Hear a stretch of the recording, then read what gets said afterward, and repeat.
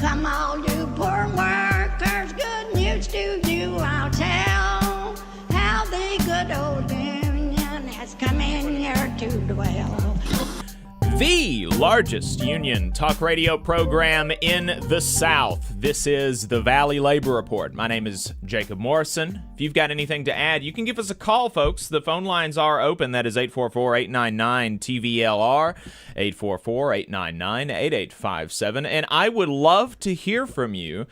We are now in day 18 of the government shutdown, that at the center of it is a debate about health care and ACA subsidies. The Republicans seem to have dropped their, really silly argument that it's so that Democrats can fund illegal health care. I mean, you're not really hearing that anymore. I don't think I have heard one Republican say anything about that this week, because I think that they've realized that's not really a winning argument, because so many people recognize that that's not what is happening.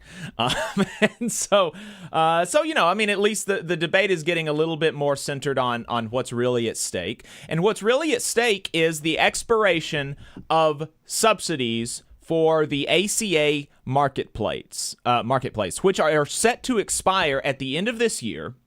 And if they expire, people who are on the ACA marketplace will see healthcare costs expand. I mean, in some cases, exponentially. It's just it's insane that Republicans are even considering allowing this to happen.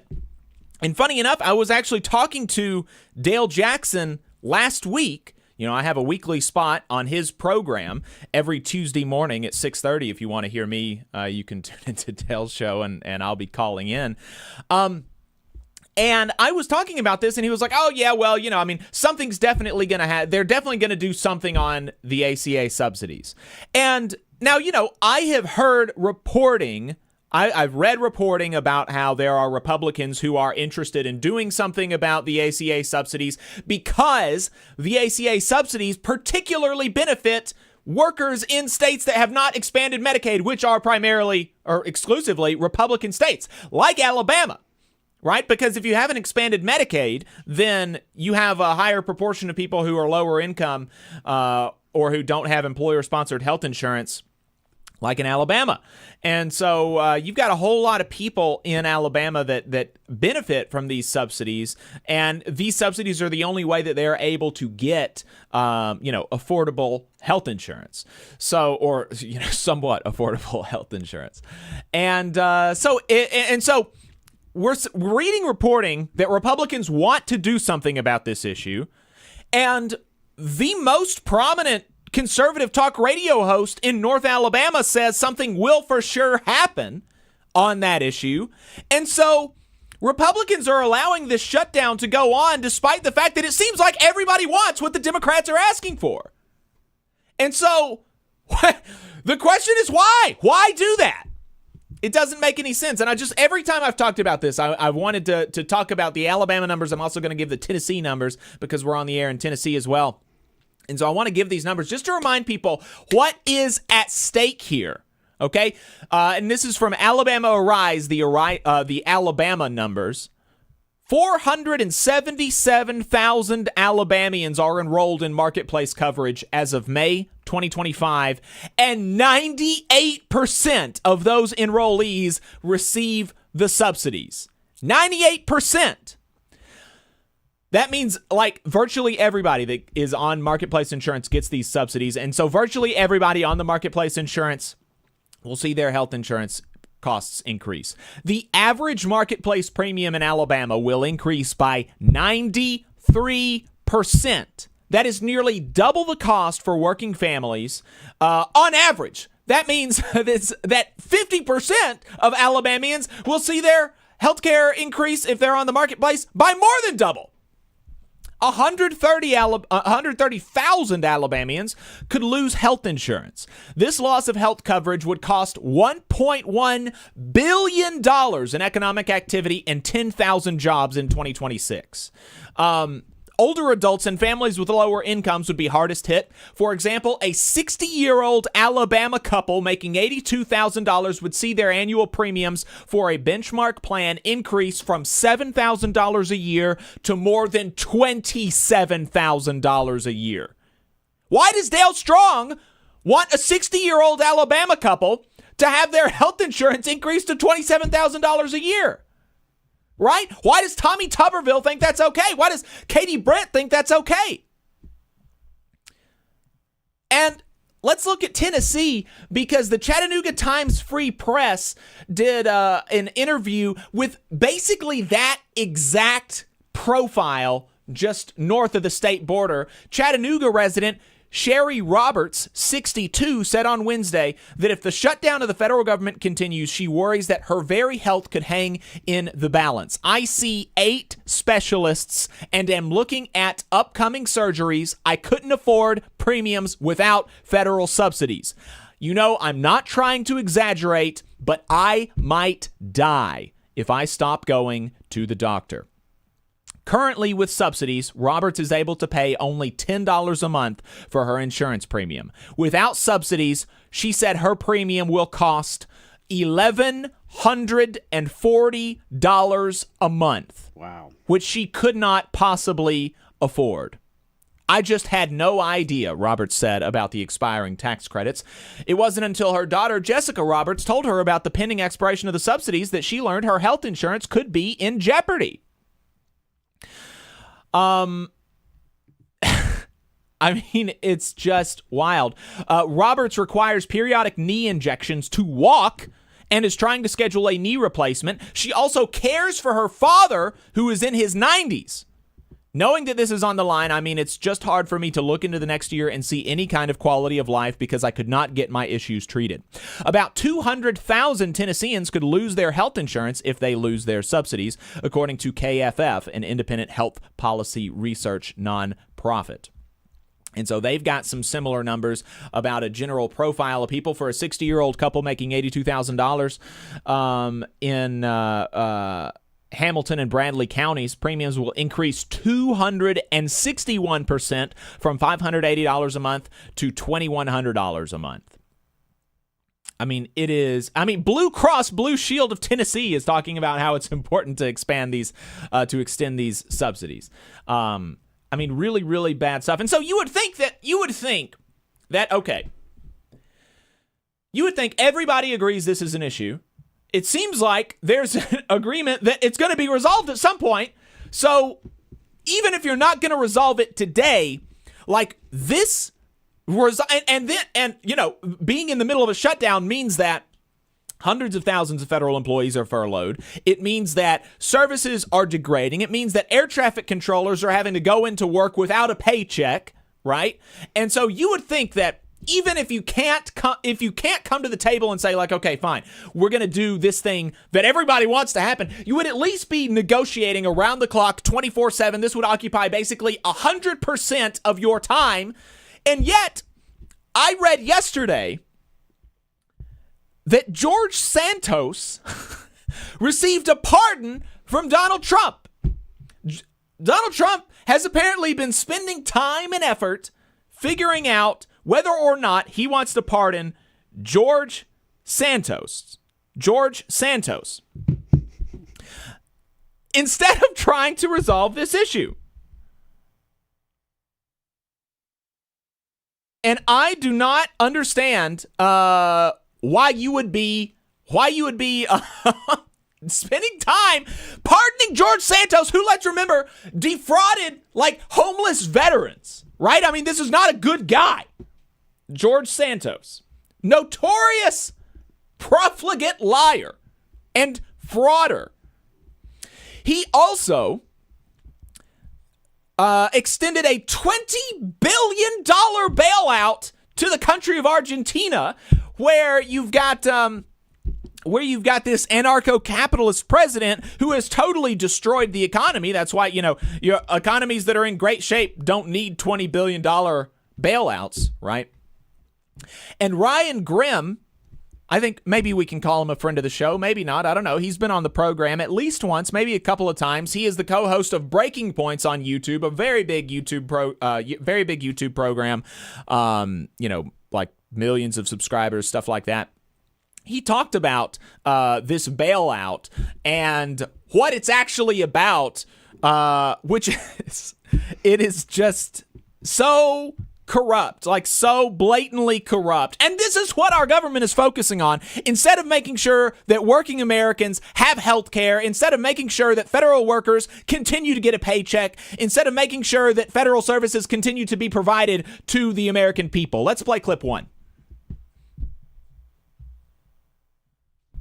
So in order to help Javier Milei, economic philosophy, we have to bail out Javier Milei. And it doesn't square. Right. Yeah. Well, let me help square it. Yeah. It's not about bailing out Argentina. Oh, okay. All right. It's about bailing out Scott Bessent's friends. Here, you guys ready to just be like, are you effing kidding me? So as you may have heard, Scott Bessent used to work for George Soros. Yes, that's now you might be like, well, that doesn't sound possible because I've been told he's the devil. Yeah. He's responsible for everything wrong that goes on in this world. How is it possible that George Soros' deputy is Treasury Secretary under Donald Trump? Sorry that's so confusing to you. It's a fact. Bessent's colleague at that time was Rob Citron at this hedge fund.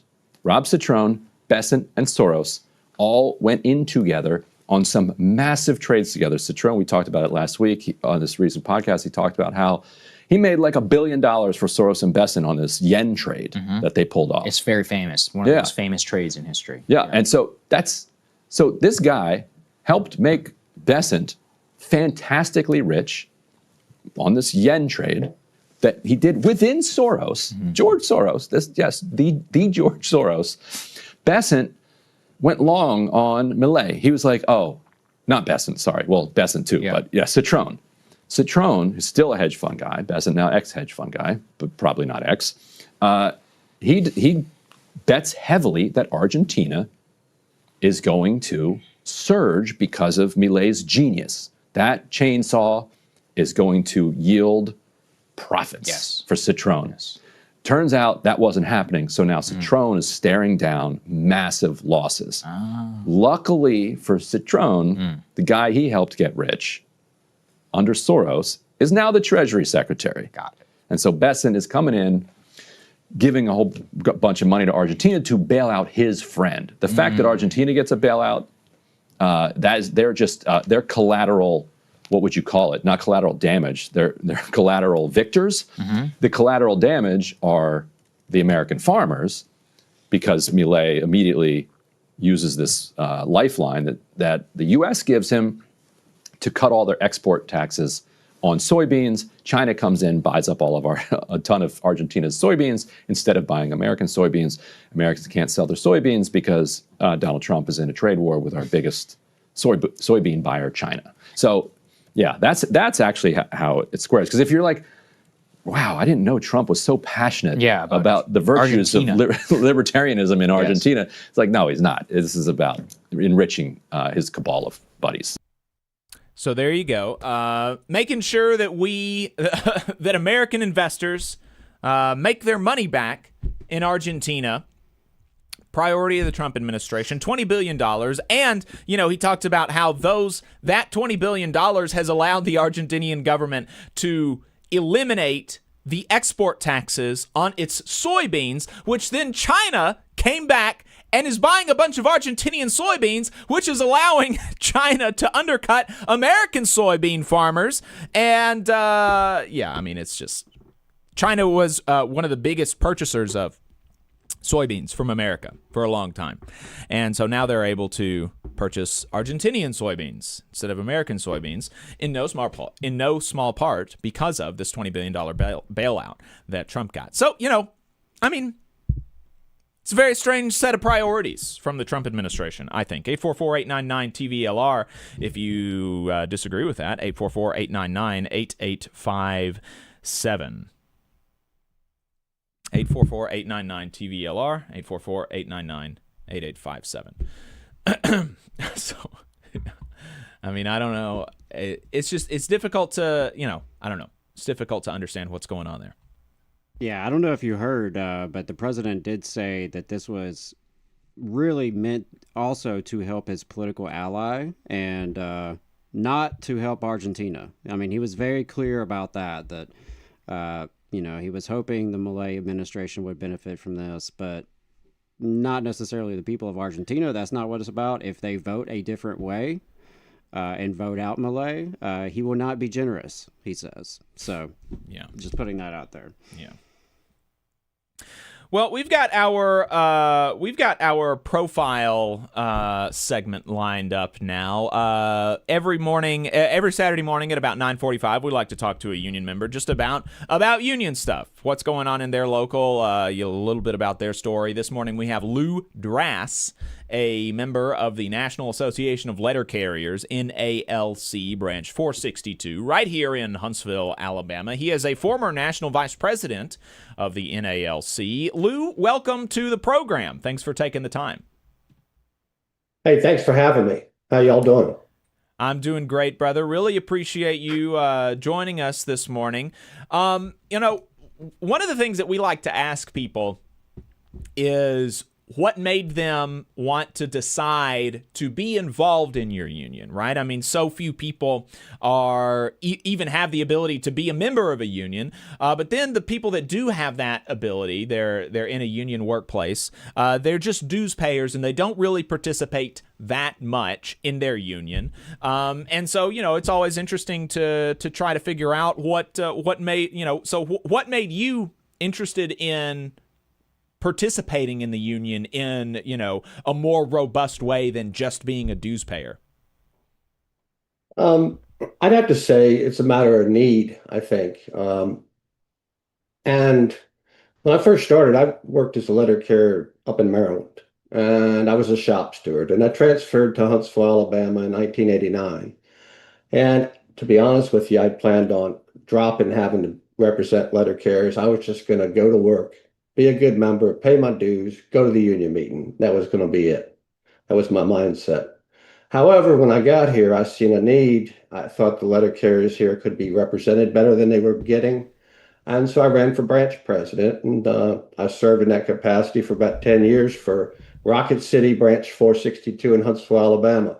And by the way, just for the record, Rocket City Branch, we gave our name like 45 years ago, way before the president decided that was a good idea to call this place Rocket City. Really? So, I thought that Trump gave us that nickname, but you're telling me that Huntsville has been the Rocket City for longer than 6 weeks. It's amazing, isn't it? That's awesome. That's incredible. You really do learn something new every time you tune into the Valley Labor Report. So I appreciate you giving the audience that tidbit of information. And so, you've been a member of the NALC, longer than I've been alive, been active in the union. And so can you talk about, what are, as you see it, some of the biggest issues that letter carriers are facing in 2025? I would say the biggest issues are, we're going to have another round of bargaining for a national agreement that sets the wages and a lot of the work rules and stuff. And that's something that always is important, and it's going to be important because we start bargaining in February 26. The contract runs out in May. Seems like we just got done with one, but we start another one.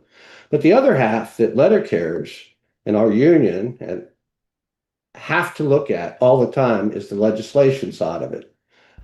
We used to be controlled by Congress completely. Now we have the Postal Service. And just recently, when they did the HR 1, they call it the big beautiful bill thing. Anyway, in that bill, throughout the process from Congress back to Senate, back to the Congress, there was provisions in there that would, they were designed, it was specifically designed to have city letter carriers or letter carriers pay more for retirement, pay a higher percentage, draw less money when you do retire, and work longer. Those three things. And that was in the bill, and through our efforts, that didn't happen that time. But they'll be back, and you have to look at that stuff all the time. And, you have to try and get everybody to pay attention to that. It's hard to do because, different people or different parties and all that stuff, but you got to wipe that away when you're talking about your livelihood. Yeah, the So, NALC and the APWU really were able to, I think, effectively beat back some of the worst provisions of that bill as it relates to employees of the Postal Service. And so, and you can always imagine an even more successful campaign where maybe you're able to get not only stop the bad things but get good things for letter carriers in the Postal Service. And so, but that requires, activating the membership, right? And getting the membership to participate in their union, because the power of the union is the numbers that we have, right? I mean, ultimately, if you're just a union that has some dues payers or even has people that aren't members of the union, and this is what I told my employee, my fellow workers every time I would give a new employee orientation. I would tell them, look, I'm a steward and I've got the contract and, I know it, and I can argue it with the best of them. But if I go to a grievance meeting and management doesn't believe that I actually represent some relevant section of the workforce, then he is going to disregard whatever I say, right? It doesn't matter what I say, because you have to have the backing of the membership, and that goes double for politics. I mean, if you're trying to talk to a politician, a congressperson, and they think that you don't represent any meaningful part of their constituency, they are not going to listen to you, right? And so you have to have an active membership. And so how do you get members to be active in their unions? well, before I give you there, I just want to make one more point about the legislative thing and the trying to cut stuff from letter carriers. It's so nonsensical because the Postal Service is not a taxpayer-funded entity. It's a ratepayer-funded entity. So any kind of cuts like that is not going to help the deficit or anything like that, because we're not a taxpayer-funded entity. Anyway, getting members to help, if you get to them and you can talk to anybody just about, you have a pretty good chance of getting some of them to listen to you, because most letter carriers do trust their union, or the representatives. Otherwise, they wouldn't have elected them. But it's a constant struggle and a battle to do both. Right, right.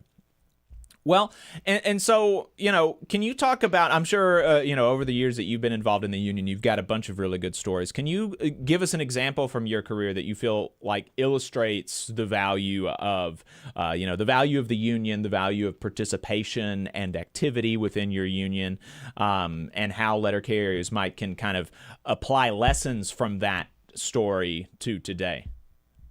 That's tough for me to do, because every position I've ever had, being branch president for 10 years, I was a national business agent for 8 years, representing Tennessee and Alabama, Mississippi, Louisiana. I was I went to Washington for 12 years. But the whole thing, the constant, is giving advice and creating things to make things easier for those that are trying to represent letter carriers. And that, to me, is the key of the value. The better the representation you can provide, the more attractive the union is to people, I think. When somebody gets fired, putting somebody's career back together is something that it's hard to put into words. But the value to it, I see people sometimes still today, maybe I represented them 20 years ago, and saved their job for them or whatever. And you see them out there and they're still hanging, they're still going. They had that one blip in their life, whatever it was. Right. Somebody has a career for 30 years, things happen to people. They just do. Life, Right. And if you can get somebody through that rough patch, that's the most rewarding thing, I think. When I was business agent, we had Katrina. Katrina came and cut New Orleans in half, and then some. And there, you think about it, there's 600 letter carriers. All of a sudden, there's only 300 jobs, and you got to figure out what to do with all these people. And that doesn't mean like Trump and them just, let's just lay them off. Hell, it don't work like that. That's not how life works. And that was an area for me in my career that I had to give a lot of advice and try and help people, that had lost their homes and relocate them and keep them in a job and all that. And, the Postal Service, to their credit, was good on that. They're not good on many things, but they were good on that. And we got through that whole thing and everybody survived and nobody lost their job. They lost their house and they got their house back and then they were able to move back to New Orleans. And now all you gotta do is look down there. It's all come back. Right. So when I was at headquarters, I did a lot of creating programs, creating training programs, like week-long training programs and writing training manuals and stuff like that, all designed to try and make it so that anybody has the opportunity, whether you're in the smallest town or you're in the biggest city, to be able to provide excellent representation to the people you serve. And those are that kind of value to me, that'll live on past me.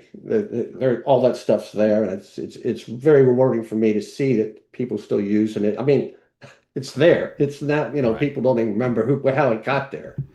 So, but it's instilled and it's part of the fabric now, and so that's really cool. That is definitely a really important thing, and something for other union leaders to really think about. How can your work continue after you are after you retire or after you leave the position for a different position?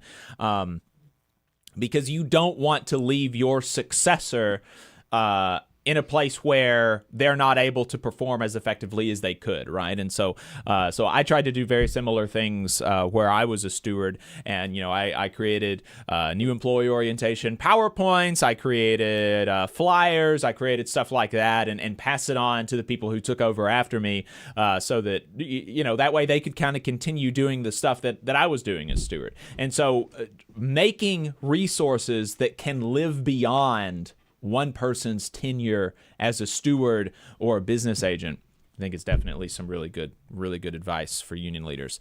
As we're wrapping up here, I'm curious about your outlook on, what are some of the exciting things that the NALC is doing, and that can be nationally or locally. I'll tell you this. I guess I've come full circle and I look more, I'm looking at the local level again, back to branch 462, Rocket City branch. And it's the exciting thing for me is my daughter, who I can remember when she was I have twins and they were like 3, and it would be the Christmas meeting. They'd be on my lap. I'm running this meeting and trying to keep them, give them something to color with, trying to keep them sort of, Anyway, she grew up, she became a letter carrier, and she was elected the branch president for Rocket City Branch 462 in January. And that's very exciting for me. And how she's running that branch and how open they are and the kind of, the number of members that come to the meetings, either by Zoom or in person. It's really so much better than the national average. They might get... I'll agree with that. I've been to a branch 462 meeting before, as an officer of the Labor Council here locally, and I was surprised at how many folks were at the meeting myself. So seeing that level of participation in a union is always a really good thing to see. Lew Drass, member of NALC branch 462 here in Huntsville, former national vice president. Really appreciate your time. Thank you so much for talking to us. Hey, thanks for having me. Yes, sir. We've been talking to Lew Drass, a member of the National Association of Letter Carriers, Branch 462. We're going to be taking a break momentarily, and when we come back, we're going to be going through last week in Southern labor like we always do. We'll also be talking to Braxton Winston, a union stagehand with the International Association of Theatrical and Stage Employees, Local 322, and president of the North Carolina AFL-CIO. Really excited for that conversation, folks. Stay tuned. You're listening to the Valley Labor Report. The attorneys at Maples, Tucker & Jacobs have stood with the working people of Alabama for over 40 years, providing skilled legal representation for your workplace injury claims. When you are injured on the job, it can be a scary time. The attorneys at Maples, Tucker & Jacobs have the experience to guide you through the process to make sure that you and your family are properly taken care of and your rights are protected. If you need help, call the attorneys at Maples, Tucker & Jacobs at 855-617-9333 or visit online at www.mtnj.com.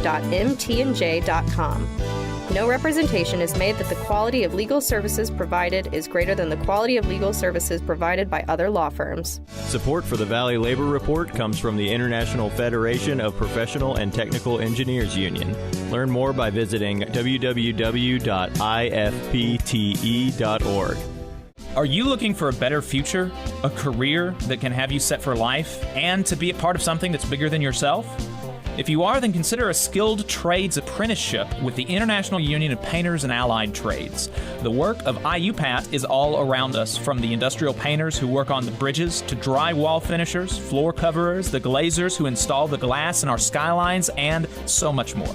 With an IUPAT apprenticeship, you earn while you learn and receive benefits while learning the trade, including a pension. We provide world-class education free of charge. That's right, no student debt. Our starting salaries for apprentices that graduate is above the national median salary with benefits for entire families. And you have the flexibility to take your trade wherever you'd like in the country to work. IUPAT District Council 77 covers our entire region, so give Adam Booth a call at 205-603-3142 for more information. Again, that phone number is 205-603-3142.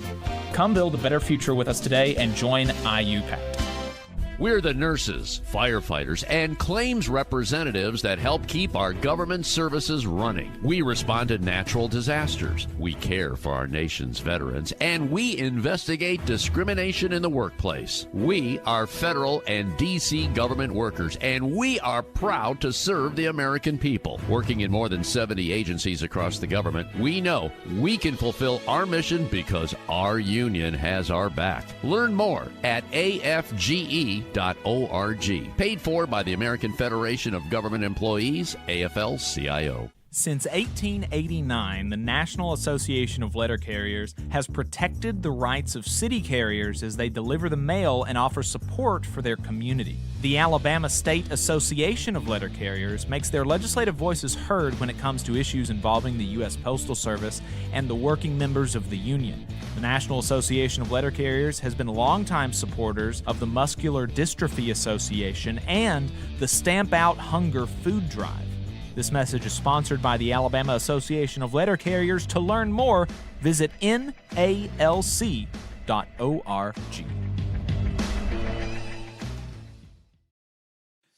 Unite Here is also a supporter of the Valley Labor Report. They are a labor union that represents 300,000 working people across Canada and the United States.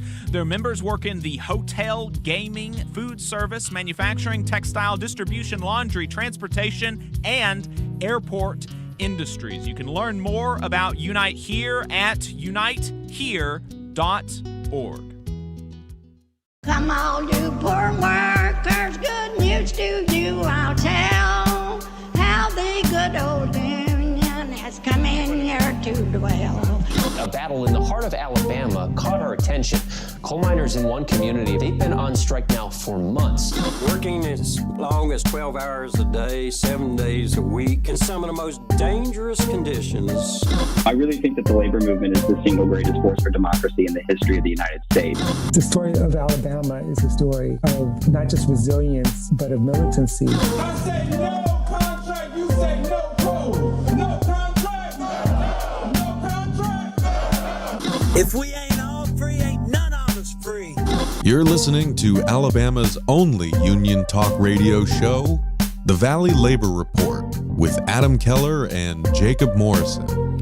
That's right, folks. From the mountains of Tennessee to the bayous of Louisiana, broadcasting online and on the radio from the heart of the Tennessee Valley, the Spice Radio Studios in Huntsville, Alabama, this is the Valley Labor Report. My name is Jacob Morrison, here with my co-host and fellow agitator Adam Keller. Today on the program, we just finished a conversation with letter carrier member of the NALC in Huntsville, Alabama, Lew Drass. We also talked about the government shutdown. You can call in and let us know your thoughts about it at 844-899-TVLR. That is 844-899-8857. We will soon be talking to Braxton Winston, and later on in the program, we'll be talking about free speech. All that and more on today's program.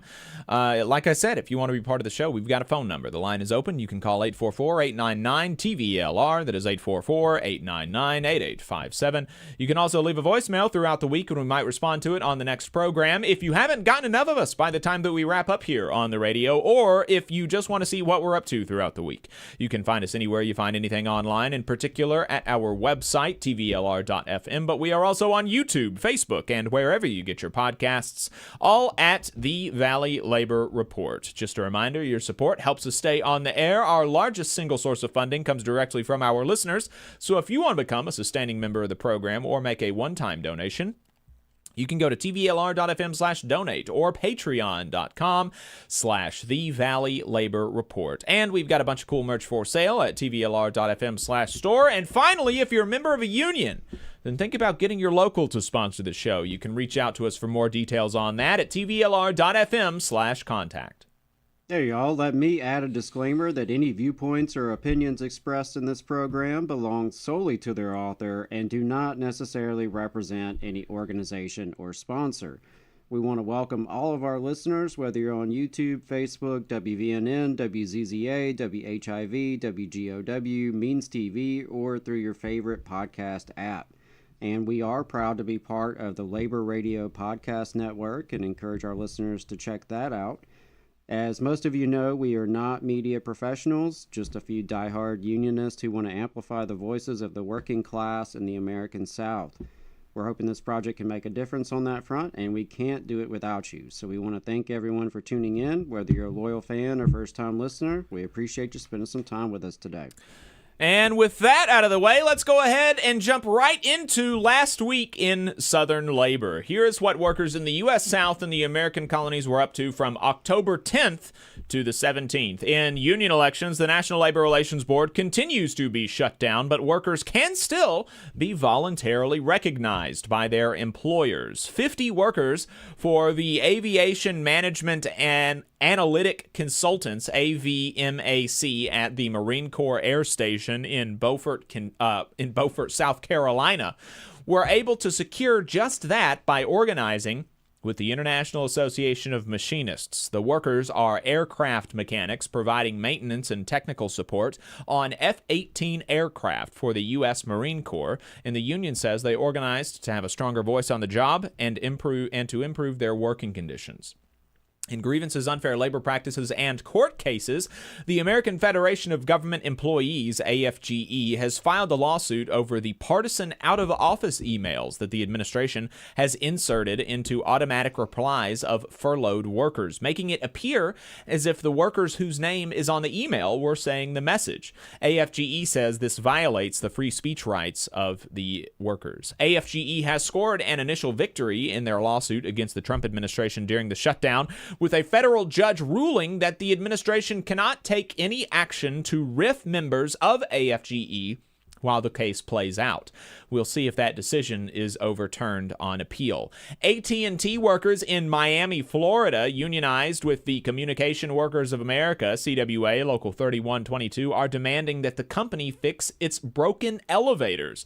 They have been malfunctioning for years, trapping workers who are then forced to wait to be rescued. The union is bringing in the Miami-Dade's Office of Elevator Safety to try to get them to crack down on AT&T. In strikes and bargaining updates, Teamsters say they won their nationwide strike against Republic Services after members of Local 728 in Cumming, Georgia, voted to ratify a new union contract with the company that contains a 46% pay increase, improved working conditions and work rules, and an improved health care plan. Aramark workers at the Newport News shipyard in Newport News, Virginia, unionized with Unite Here Local 23, ratified their first union contract that secured $4.75 in raises over the life of the contract, plus union health insurance, a pension, and job security. Luis Leon has a great article profiling where VW workers in Chattanooga, Tennessee are at in their contract negotiations for labor notes. Workers at Hilton in Houston, Texas won a new union contract after a 40-day strike that contained a $20 an hour minimum wage to increase to a $22 an hour minimum wage by the end of the contract. They also won new job security protections, improved workloads, and more. The IAM and Boeing resume mediation next week as the 3,200-person strike drags on. They will enter their 12th week on strike next week. The union has recently filed unfair labor practice charges against the company for failing to bargain in good faith. In political and legislative updates, a second round of No Kings protests are scheduled to take place on Saturday, October 18th, with over 2,500 events taking place and millions expected to participate. The AFL-CIO, AFGE, IFPTE, NIFI, the International Association of Machinists, and many other unions have endorsed the action. The shutdown will no doubt be a big theme at protests across the country. The Federal Employees Civil Relief Act was introduced in the Senate by Senator Brian Schatz of Hawaii with 17 original co-sponsors. Companion legislation was introduced in the House of Representatives by Representatives Brian Boyle of Pennsylvania and Emily Randall of Washington.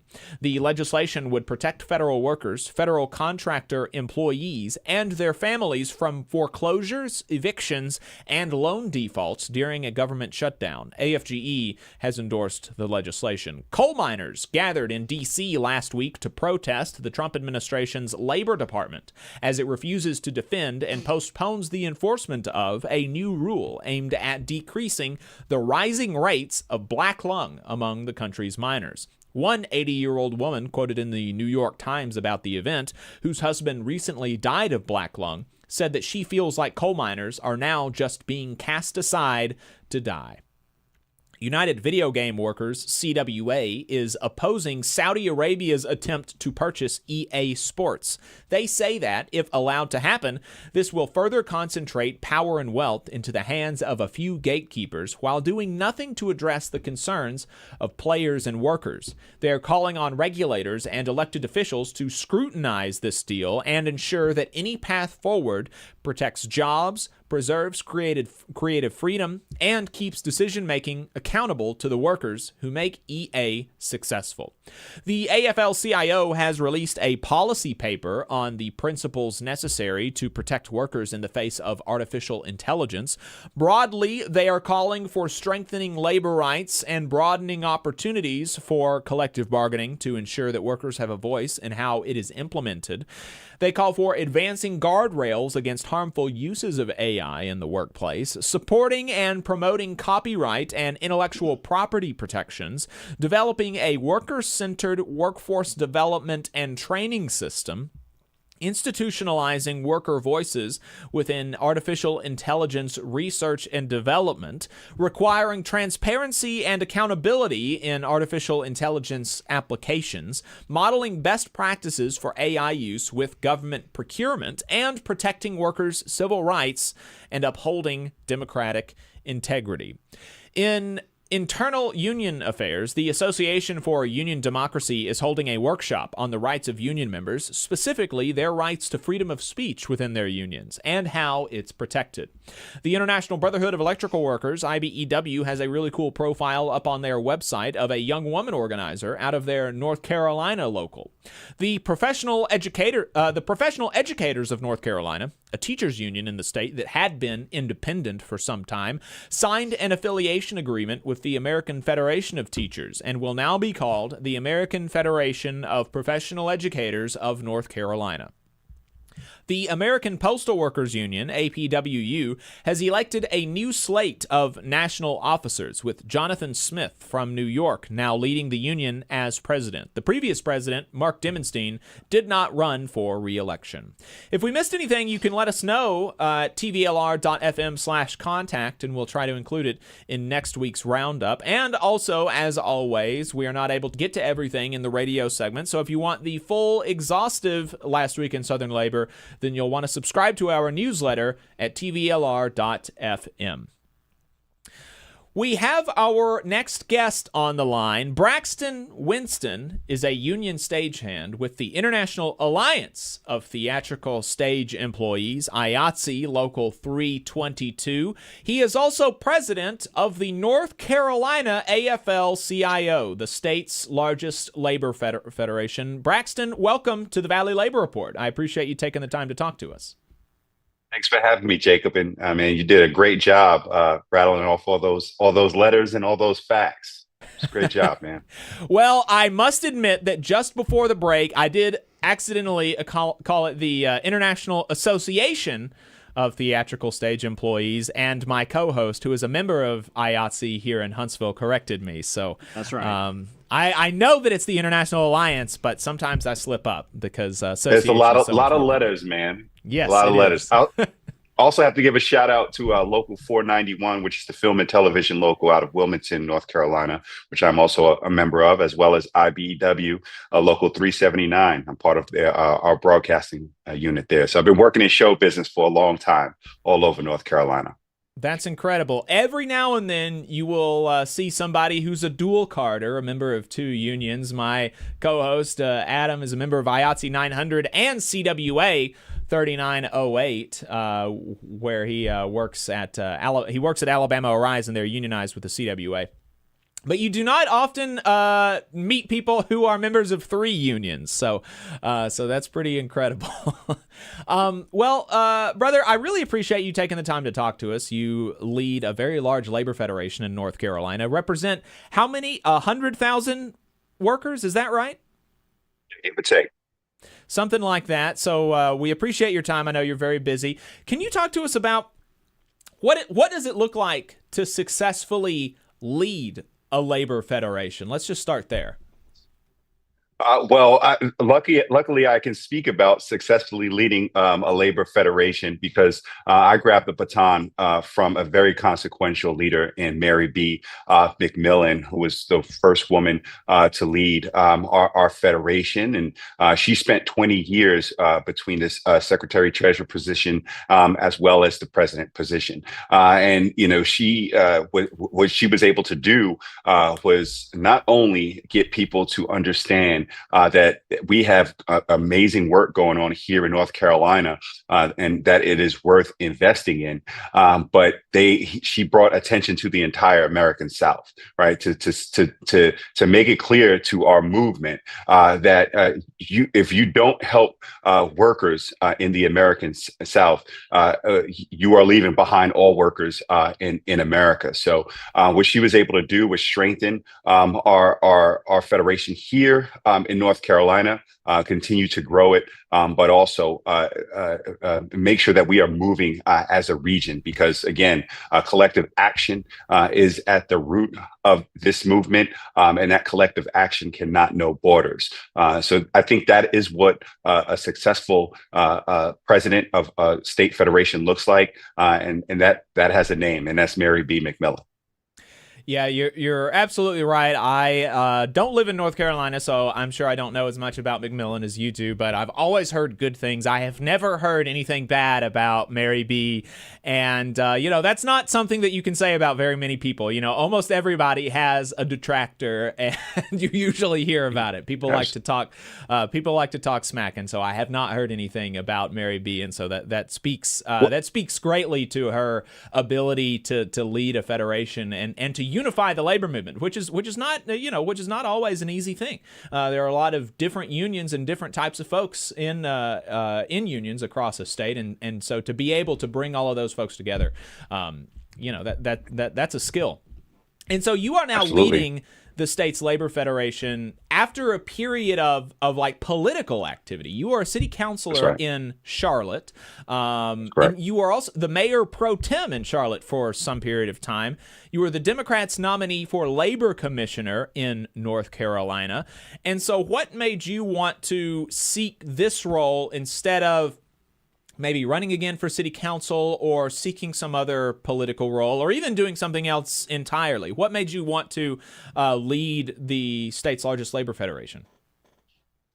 Well, again, I think this is in reference to the answer that I just gave you. The reason why I decided to take this step or to put my name in the ring was the consequential leadership of Mary B. McMillan. I had decided to run for state office independently of deciding that I had my time in city council was complete. Right, I felt like while there was more work to do, it was time, and I was proud of the policy legacy that I was leaving behind. It was time for me to take a different approach on influencing the system. There is certainly a lot that you can do while you're in elected office, but this is a government of, by, and for the people.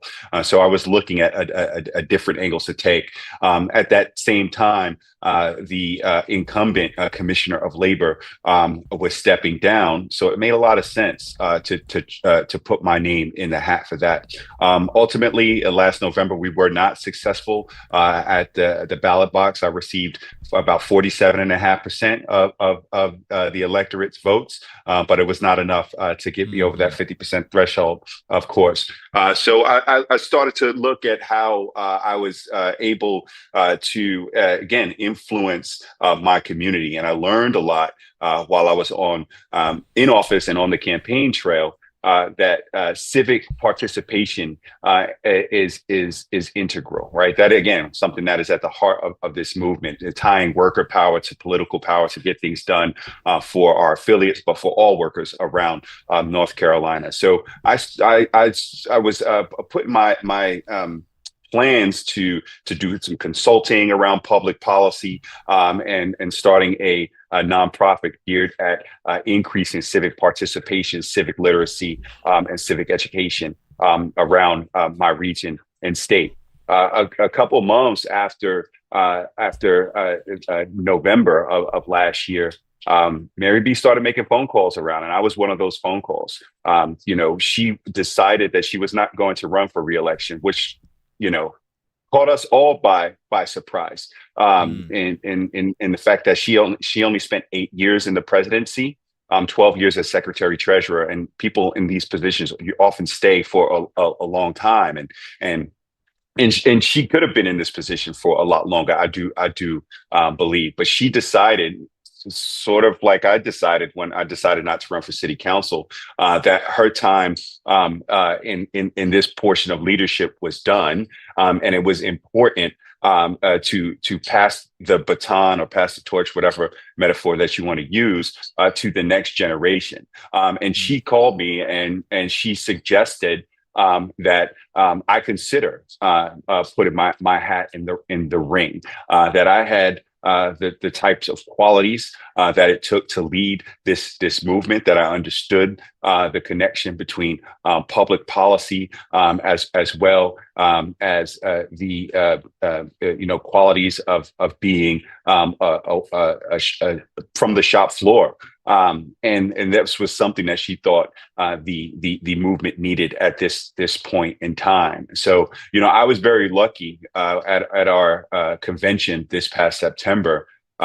There was about a 2-hour kind of celebration of Mary B's career, where members and leaders from all over the South and obviously a lot from our state talked about the way Mary B was able to, as you spoke about earlier, inspire folks to overcome our differences, to find common ground and work together. She saw things in people across this state that inspired them to kind of think outside of themselves and do more. So Mary B, again, I can't overstate.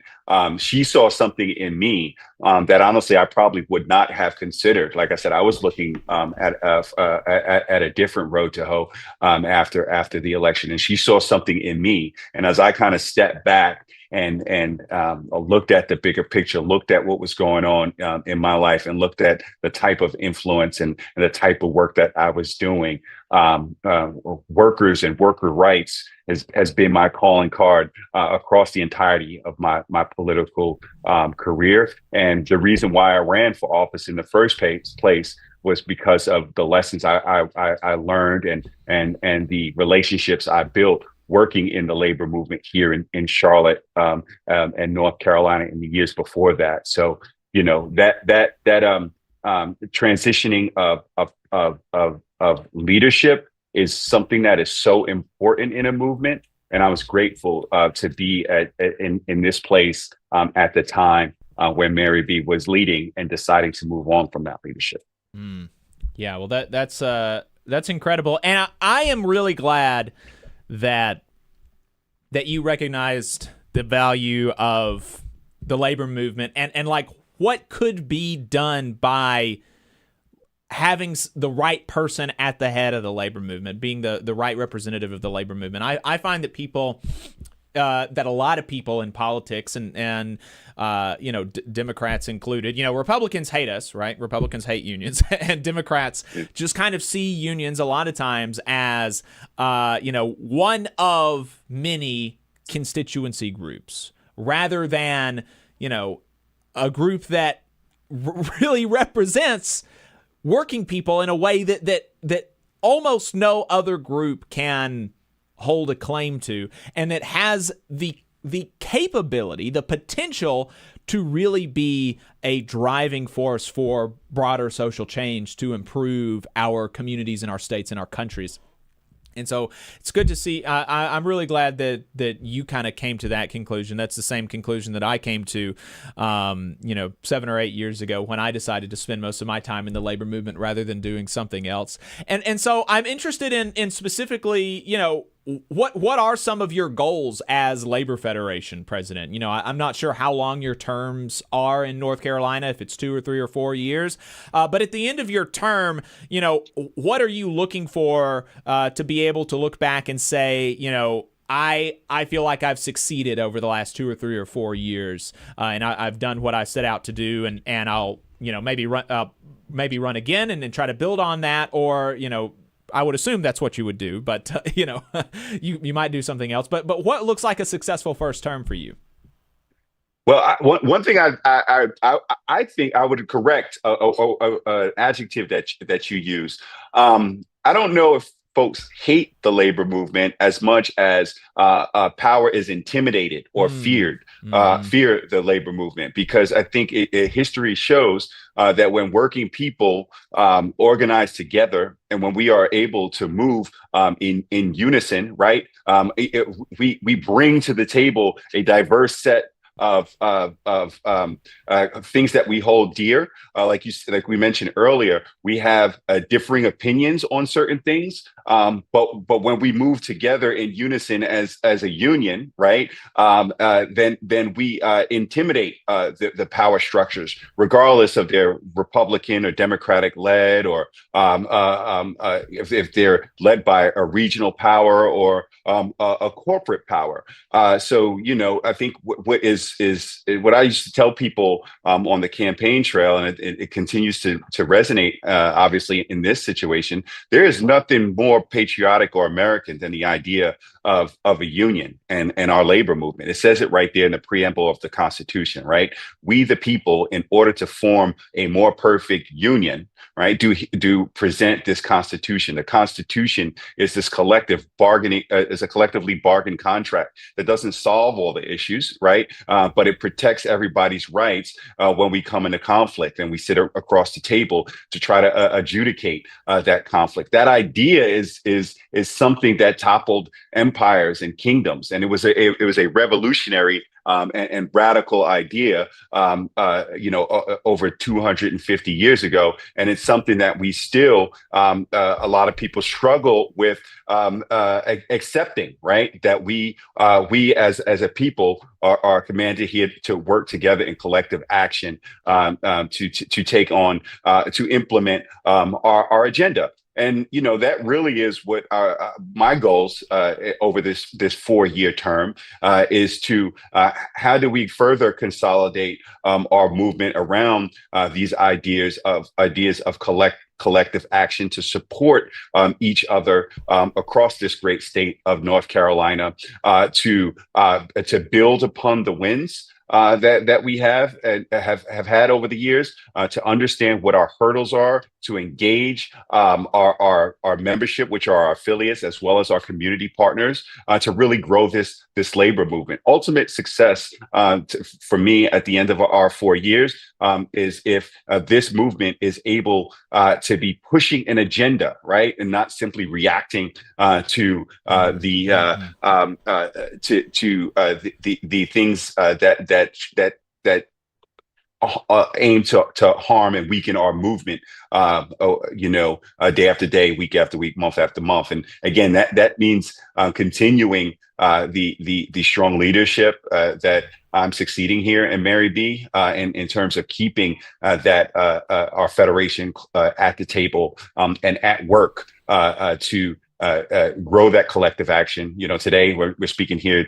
Today I'm about to finish this interview and head on up to Durham, where we're having our worker-led No Kings and No Billionaires action. And then I'm going to go to support our community partner, APRI, which has been integral in helping us to grow this movement. And one of the calls that we're going to have is for everybody to come to Raleigh, North Carolina, on Tuesday, as we fight back against the General Assembly's attempt to redistrict and steal worker electoral power to support the agenda of the Mean Tangerine in Washington. So we want to make sure that we are kind of threading all of these individual actions together to ultimately push the agenda down the line where we are growing this labor movement. At 41 years old, you are one of the younger state federation leaders. And so as a young labor federation leader myself here in North Alabama with the Central Labor Council, I'm excited to see what your tenure looks like and how it shapes up. And I think that those are really great goals. Having labor set the agenda politically and in our communities would benefit everybody. And so I'm looking forward to seeing that be more of the case in North Carolina. You mentioned the redistricting fight that is dominating the conversation. Can you talk to us a little bit more about that and specifically what's going on in North Carolina, and how that fight is shaping up there and how the state federation is responding? Well, it's a difficult situation because the fact of the matter is that the General Assembly in North Carolina has incredible power over all of our systems by our state's constitution. We have for example, we have one of the weakest executive branches in state government. Our executive branch is actually split into 10 different elected executive positions. So we have, in some senses, our governor's position is split into 10 positions, right? And I think that was intentional, again, to consolidate the power ultimately in the General Assembly. And when it comes down to it, they have the numbers. So it's going to be very difficult for us to stop the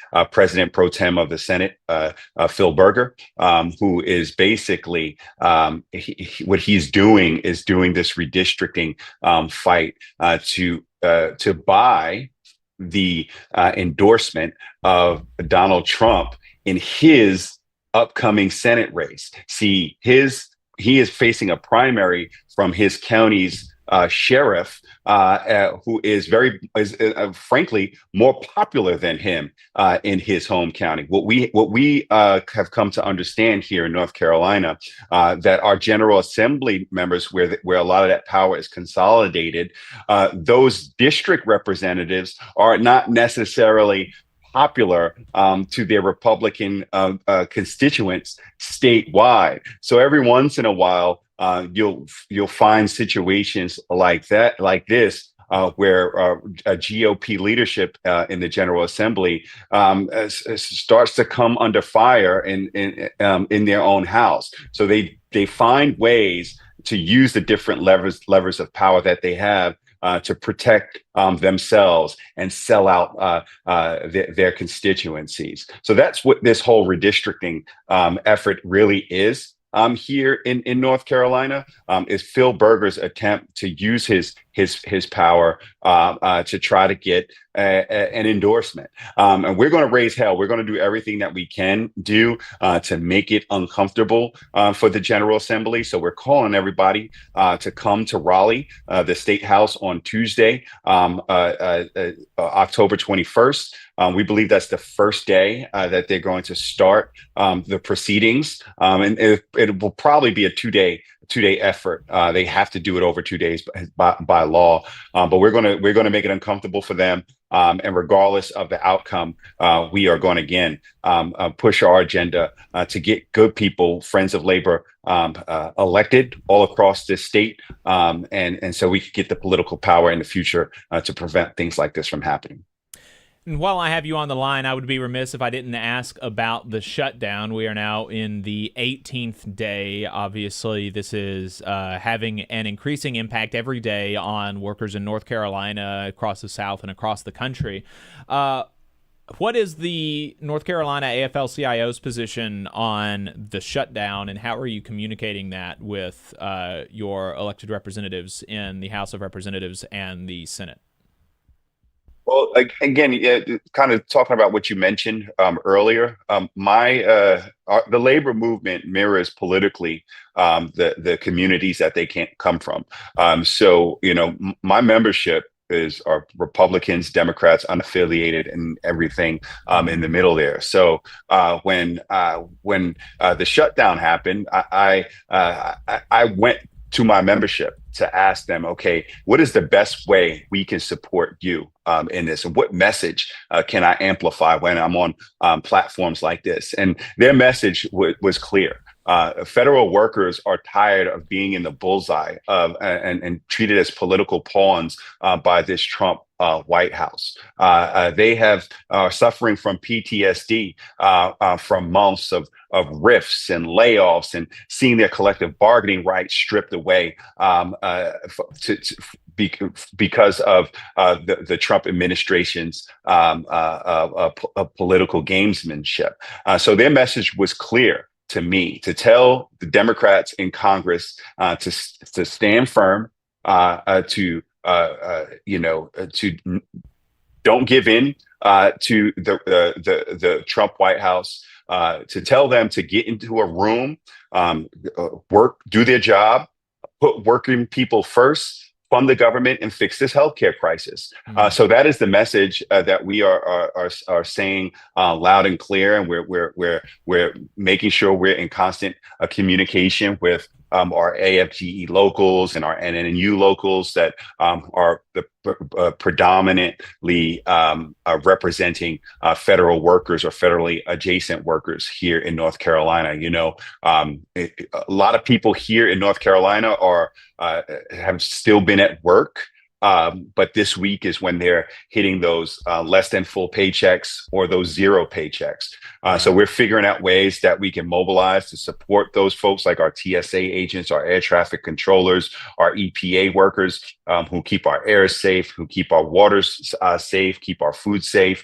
And we're doing things. My TSA president asked me if we have room in our House of Labor, in our headquarters in Raleigh, to store food so that they can run a food pantry if needed, because those TSA agents are at work but can't afford to feed their families. So we're listening to our workers and amplifying whatever messages that we have from them. We have a letter. I can give you guys the link, and we're asking people to sign it. We're sending it to Congress, all our entire delegation, with that clear message: put workers first, end the shutdown, fund the government, and fix the healthcare crisis.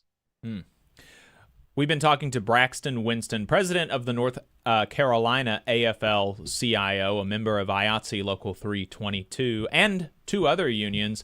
Braxton, thank you so much for taking the time to talk to us today. We really appreciate it, and look forward to getting that letter. Absolutely. Thank you for having me. Look forward to coming back. Yes, sir. We'll talk soon. We're going to take a break really quick, folks. You've been listening to the Valley Labor Report. We will be right back. The Laborers International Union of North America, LIUNA Local 366, is proudly recruiting North Alabama local workers to work construction and nuclear plant maintenance. If you're interested, please contact April at our training center to start the process at 256-904-1753. No experience is needed. We offer free training, but you must be able to pass a background check and a drug test. Local hiring that grows our community with good-paying jobs that have benefits is our mission. Live better, work union, Local 366, feel the power. The Valley Labor Report is also supported by the Communication Workers of America. Learn more at cwa-union.org.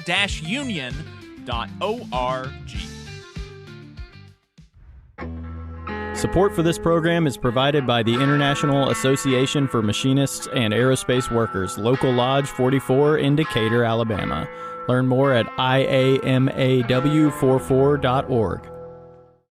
The Valley Labor Report is also sponsored by the United Automobile, Aerospace, and Agricultural Implement Workers of America, better known as the UAW.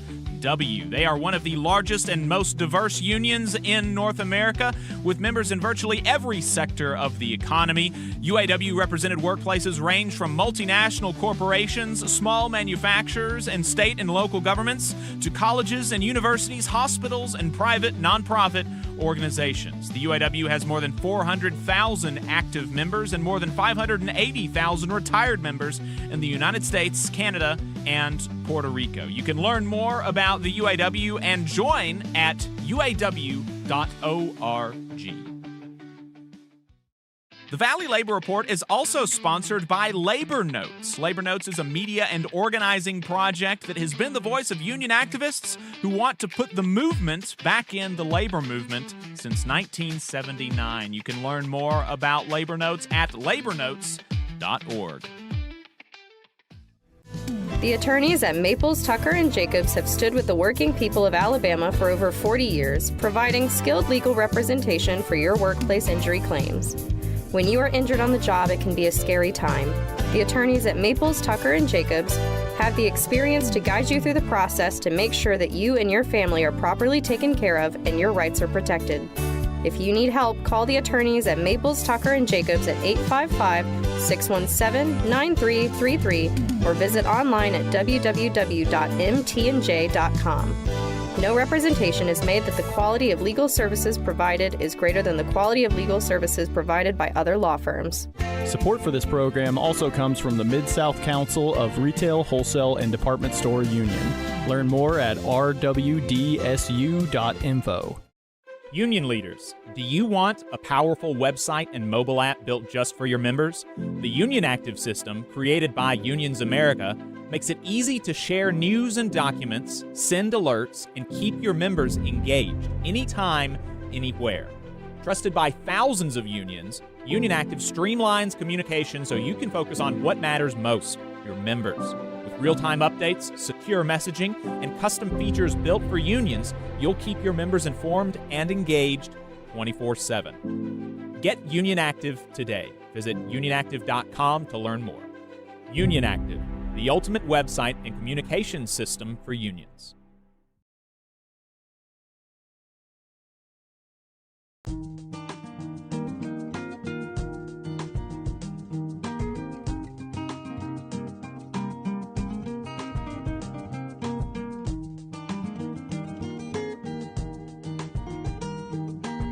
Come on, you poor workers, good news to you I'll tell. How the good old union has come in here to dwell. Labor creates all wealth should go to labor, and you are listening to the Valley Labor Report. My name is Jacob Morrison, here with my co-host Adam Keller. We appreciate y'all spending your time with us this morning. Facebook, YouTube, The Valley Labor Report, and Twitch at The Valley Labor Report, TVLR FM, and TikTok at TVLR FM. We are streaming on all of those places. We'll have a second half of the program streaming on all of those places, so if you're listening to us on the radio and you want to continue listening, you search the Valley Labor Report wherever you watch streams. We're probably going to be there. And I got a chat in the YouTube chat that I wanted to respond to. Free American 2020 said no group should be denied a seat at the political table, whether it be minorities and labor in the South or conservatives in places like Massachusetts. And I totally agree. That is why I supported HR, and I still support HR 1. I can't remember from HR 1 from Congress in like 2020 or 2022, or maybe it was even 2018. I don't know when it was that they did that, but it was a voting reform bill that would have banned not only racial gerrymandering, which is still, for the time being, racial gerrymandering is banned, but also partisan gerrymandering. Right. And for what it's worth, this is not to say, so listen to what I'm saying. I am not saying that Democrats don't gerrymander. They obviously do, and that is not a good thing. In a vacuum, not a good thing to gerrymander. Democrats do it, Republicans do it. It is worth noting that every Democrat in that Congress voted to ban partisan gerrymandering, and every Republican voted to oppose banning partisan gerrymandering. That's just something to note. Put that away in your brain bank. When people kind of try to both sides the gerrymandering issue, both sides do gerrymander in their states, but one side is willing to stop doing it if everybody has to stop doing it, right? And I think that most people agree with that. I think that most people don't think that representatives should be able to choose their voters. We think that voters should be able to choose our representatives. Adam, you had a couple of plugs that you wanted to get to. Yeah, absolutely. We were talking about the government shutdown today, and we mentioned a little bit about healthcare and some of the impacts there. I do want to lift up that Alabama Rise has 2 virtual sessions coming up over the next few weeks. HR 1, the so-called Big Beautiful Bill Act. These are going to be impact on health and hunger. Session 1 is October 22nd at noon, and session 2 is November 10th at 6 p.m. You can go to alarise.org if you want to find out more. Just find the upcoming events there. So again, these are on Zoom. These are going to be updates about the so-called Big Beautiful Bill Act, and in particular, how it's going to impact health and hunger for hundreds of thousands of Alabamians who are already struggling to make ends meet. So if you want to dive in more to some of the Alabama-specific context and what's happening here, highly recommend you check those out. As always, Labor Notes has some great events on the calendar. You can go to labornotes.org/events to check that out. I know that we have some Canadian listeners, so I hope you were aware of the Toronto Troublemaker School happening today. That's really cool. But they do have a lot of great online workshops wherever you're listening from. What to Do When Your Union Breaks Your Heart is October 21st. Just Cause, the Stewards Workshop, is on October 27th. The Secrets of a Successful Organizer series will be coming back in November, starting November 8th. That is a must attend if you want to learn how to organize your workplace, or even if you're a community organizer, and you're involved outside of labor. It's a good opportunity to sharpen your skills and learn some good, some good techniques in terms of organizing people, moving people to collective action. New Orleans. We are on the air in New Orleans on WHIV. And for all you New Orleans listeners, hopefully you're aware that there is a Labor Notes Troublemaker School scheduled for December 6th. And there's going to be folks coming from around New Orleans and, I imagine around the Gulf Coast and the rest of the South. These are day-long mini-conferences that cover organizing skills and highlight real-world examples of taking on the boss and winning. So these are really great events to go to. Again, the New Orleans Troublemaker School is December 6th at starting at 8:30 Central. So get there early at the IATSE Local 478 Hall. And I'm really excited to share with you all that the Alabama Fight Back School is on the calendar for Labor Notes. It's going to be Saturday, November 1st in Tuscaloosa. So for all of you folks who are listening, especially Alabama folks, put that on your calendar because this moment in history calls for an organized, powerful labor movement acting in solidarity to push back and fight forward for economic and racial justice. The Alabama Fight Back School will bring rank-and-file workers and community members into conversation to understand how federal and state government assaults are affecting working people in our region, name the bosses and billionaires in our region capitalizing on attacks against workers, assess the power we need to push back against these bosses, and make plans for actions that build this power within our unions and community organizations.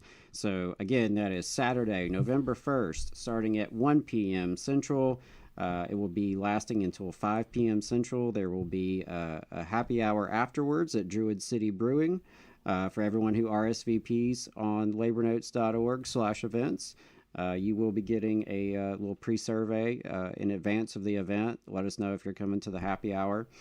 But this is, really an idea to gather activists, rank and file folks, people who want to be in the labor movement but aren't yet, people who are doing good community organizing and want to work in conjunction with labor. All of you are welcome. Because we are really just trying to get folks together in the same room, talk about the crises that we're facing, and how we can coordinate and work together to respond and build a bolder, bigger, better working class movement here in Alabama, the kind of movement we really need and deserve to make things better. So excited about that. Hope to see many of you there. Go to labornotes.org/events. Check it out. Absolutely. So there are educators, there are working people across the country who have been fired for their Facebook posts and tweets and stuff about Charlie Kirk. And one thing that's interesting about, the ones who have been fired for tweets about Charlie Kirk is that when Elon Musk took over Twitter, he said that he would personally fund the lawsuits of any employee who was terminated for a tweet. And he did not put any, partisan restrictions on that or anything at all. He just said, if you get fired for a tweet, let me know and I'll fund your lawsuit. He is not coming to these workers' rescue, obviously. And I really find that people don't know actually what folks are being fired for. They are being told that people are being fired for celebrating his death, celebrating, the fact that he died and wishing for more of that to happen.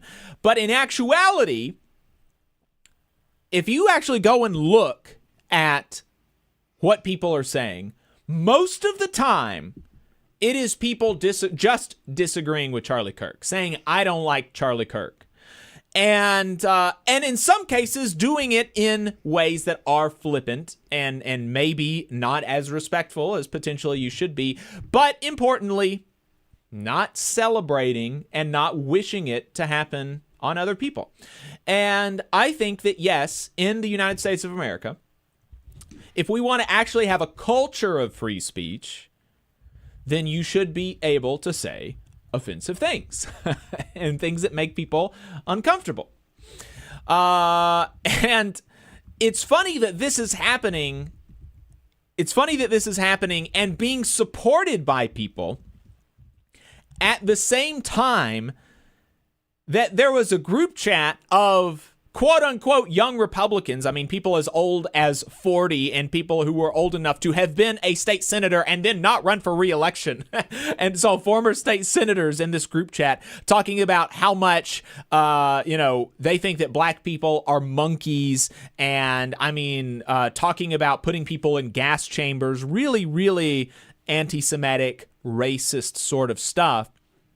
And not only are they saying like, this is something that happens. They're not even saying that those people shouldn't have positions of power over folks, right? I mean, on the one hand, you've got people, just normal working people who don't have any like political power over folks in society who are being fired for disagreeing with Charlie Kirk.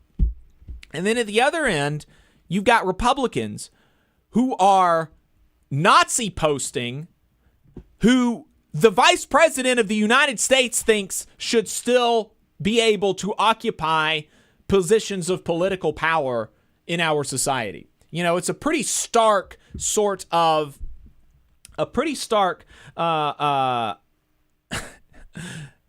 example of kind of the discontinuity between, what they're saying and what they're actually doing. And so one of those teachers is Susanna O'Brien, a Rutherford County, Tennessee employee, an educator at Roy Waldron Elementary School. She shared 2 posts about Charlie Kirk, and she was fired for that. The first post reacted to President Donald Trump's, and I'm reading this from WSMV4 News. The first post reacted to President Donald Trump's decision to command flags at half-staff following the shooting. The fact that Trump is putting the flag at half-staff for a white supremacist and never once lowered it for murdered school children tells you everything you need to know. The second contained a picture of Kirk and said the following: Charlie Kirk spent his entire life disparaging immigrants, disrespecting women, and blaming black folks only to get shot in one of the whitest places on earth. And now, look, I had a whole interview about what's going on with Charlie, what happened in the aftermath of his assassination, and how I have found some of the rhetoric coming from quote unquote the left, like a little bit. It makes me feel weird, and I don't like it, and I think it's bad, and I think that some of it is like not good for your soul. Some of the stuff that people have been saying, but at the same time, this is just saying I don't like Charlie Kirk. She is not saying I'm glad he died. Not even saying I'm glad he died. Much less saying I want more of this. She is commenting explicitly on the fact that there is a project to turn Charlie Kirk into a secular saint, and that we are all being made to perform mourning for him, and that she's just saying we shouldn't have to do that. We should, I very much disagreed with his entire life's project, and so I should not be forced to, be a part of this, national mourning, right? And, that's not exactly how I would say it, the way that she said it.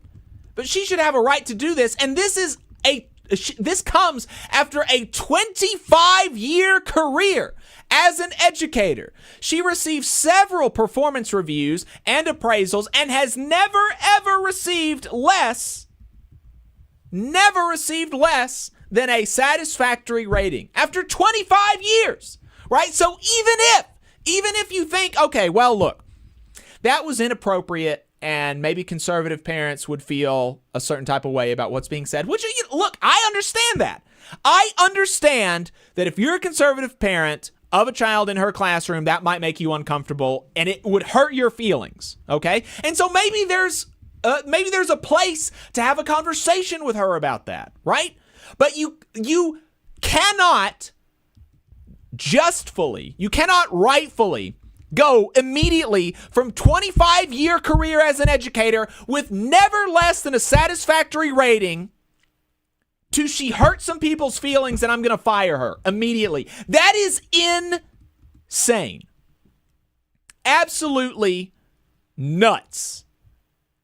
And I don't understand how somebody could defend it. There was another one in Tennessee, a very, very similar sort of thing. And so both of those people are suing. And we have a similar incident here in Alabama. At Auburn University, there's a professor who's suing, trying to get her job back because, she was like, I'm not mourning Charlie Kirk, et cetera, et cetera. And, even if that hurts people's feelings, like, you should be able to say, I'm not mourning Charlie Kirk, right? So we're running up on time, so I'm not going to be able to talk too much more about it. But we are, like I said, we're going into a second half of the program. 844-899-TVLR. If you want to talk to us, 844-899-8857. Facebook, YouTube, at the Valley Labor Report. I did want to make sure that I got to this before we left. Union Busters covers national updates. It's sponsored by Labor Lab. Labor Lab is an employer watchdog organization committed to safeguarding the right to organize through unions, collective bargaining, and mutual aid. They do this by combing through reports that Union Busters are required to file with the Department of Labor. And here are last week's filings. Amazon in Illinois hired compliance and policy consulting for $2,000 a day. Pape Material Handling in California hired Legacy Consulting for $475 an hour. Connecticut Distributors hired Legacy Consulting for $475 an hour, as did VinVision in California for the same price. White Pass and Yukon Railway in Arkansas hired Road Warrior Productions for $3,800 a day. If you suspect there is union busting activity going on in your workplace, contact Labor Lab for support at contact@laborlab.us. We're gonna head into the second half of the program. Appreciate y'all tuning in. All power to the workers.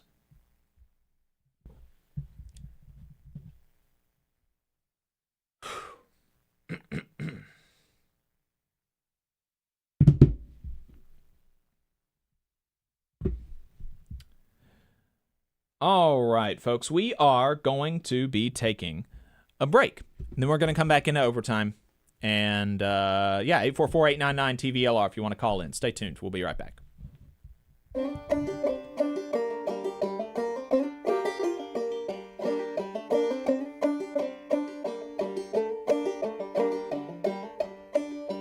Come on, you poor workers, good news to you I'll tell.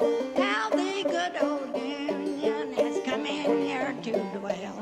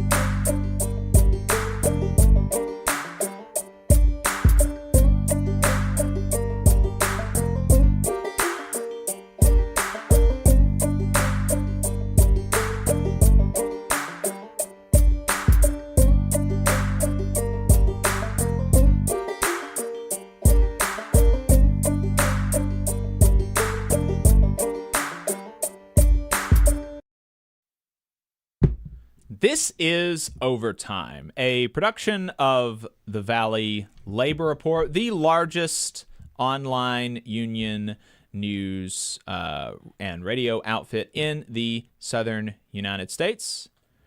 We really appreciate y'all taking the time to talk to us. We're coming to you from the heart of the Tennessee Valley in the Spice Radio Studios in Huntsville, Alabama. We are run by working people and for working people. My name is Jacob Morrison. My co-host here is Adam Keller, and we appreciate you spending some time with us. If you'd like to call in, the phone number is 844-899-TVLR. That is 844-899-8857. We do have a caller on the line. That caller is from an 812 area code. Let's go ahead and bring them on the air. Caller from an 812 area code. What's your name, and where are you calling from?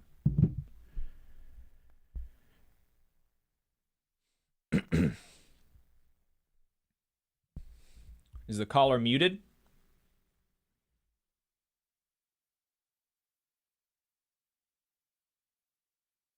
Can you hear me? 812 area code. 812 area code. What's your name? Where are you calling from? We're not hearing him. So we will give us a call back. Yeah, give us a call back. Maybe try giving us a call back and see if it works. Sorry about that. Yeah, not sure what's going on. I know there. we had someone in the chat say they were planning to call in. They are on a picket line out at a casino on strike for recognition because the NLRB election got canceled because of the government shutdown. And that's something that a lot of folks may not realize. But yeah, because the NLRB is not operating right now due to the government shutdown, there are no new union elections. Yeah. So, there was a lot of organizing already happening that has been kind of stalled and is in a holding pattern right now. And I can imagine the bosses and companies are acting pretty crazy right now and not playing very nice. Yeah. All right, let's try that again. 812 area code. Let's go ahead and bring them on the air. Okay. 812 area code. Can you hear me?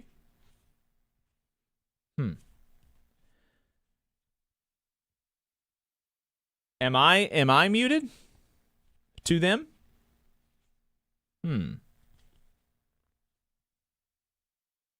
Okay, well let's return them back to the screening room and let's try to we got another caller on the line. Let's see if maybe it's an issue with them. Let's try to bring on the person from a 229 area code. 229 area code. What's your name? Where are you calling from?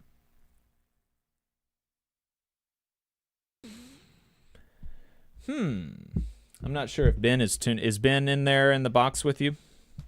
Yeah, this could be a problem on our end, unfortunately. Yeah. We'll see if we can get that sorted out, y'all. Is Ben in the box with you, Jeff?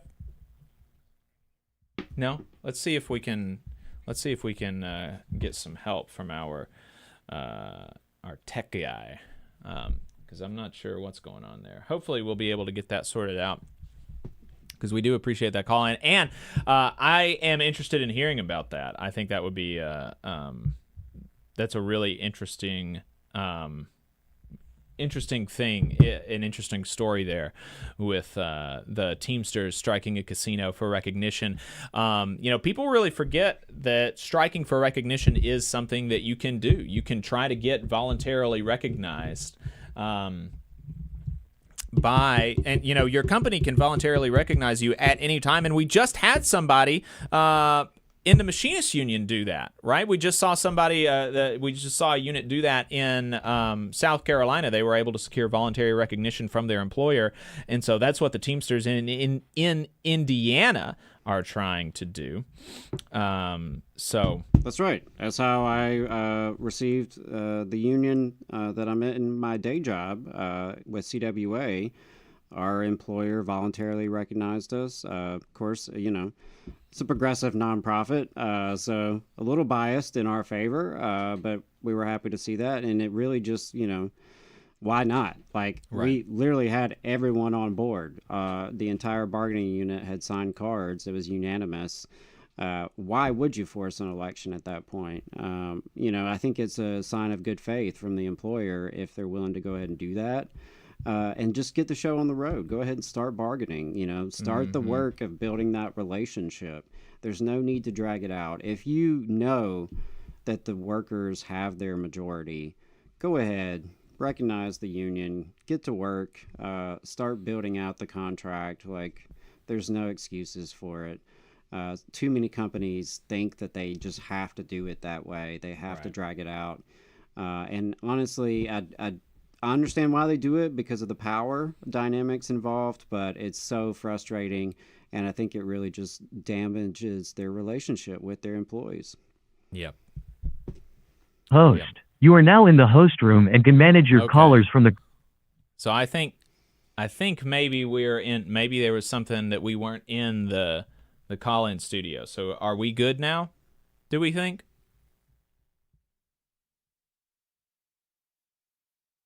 Okay. 812, can you hear us? Oh. I think I can hear you, 812 area code. Hey, yes, I'm so sorry. I'm out here on the picket line, and so it's kind of hard to hear. No worries at all. That was on our end. So I appreciate you giving us a call. Okay. Let us know what your name is and where you're calling from. So my name's Adam. I am a member of Local 135.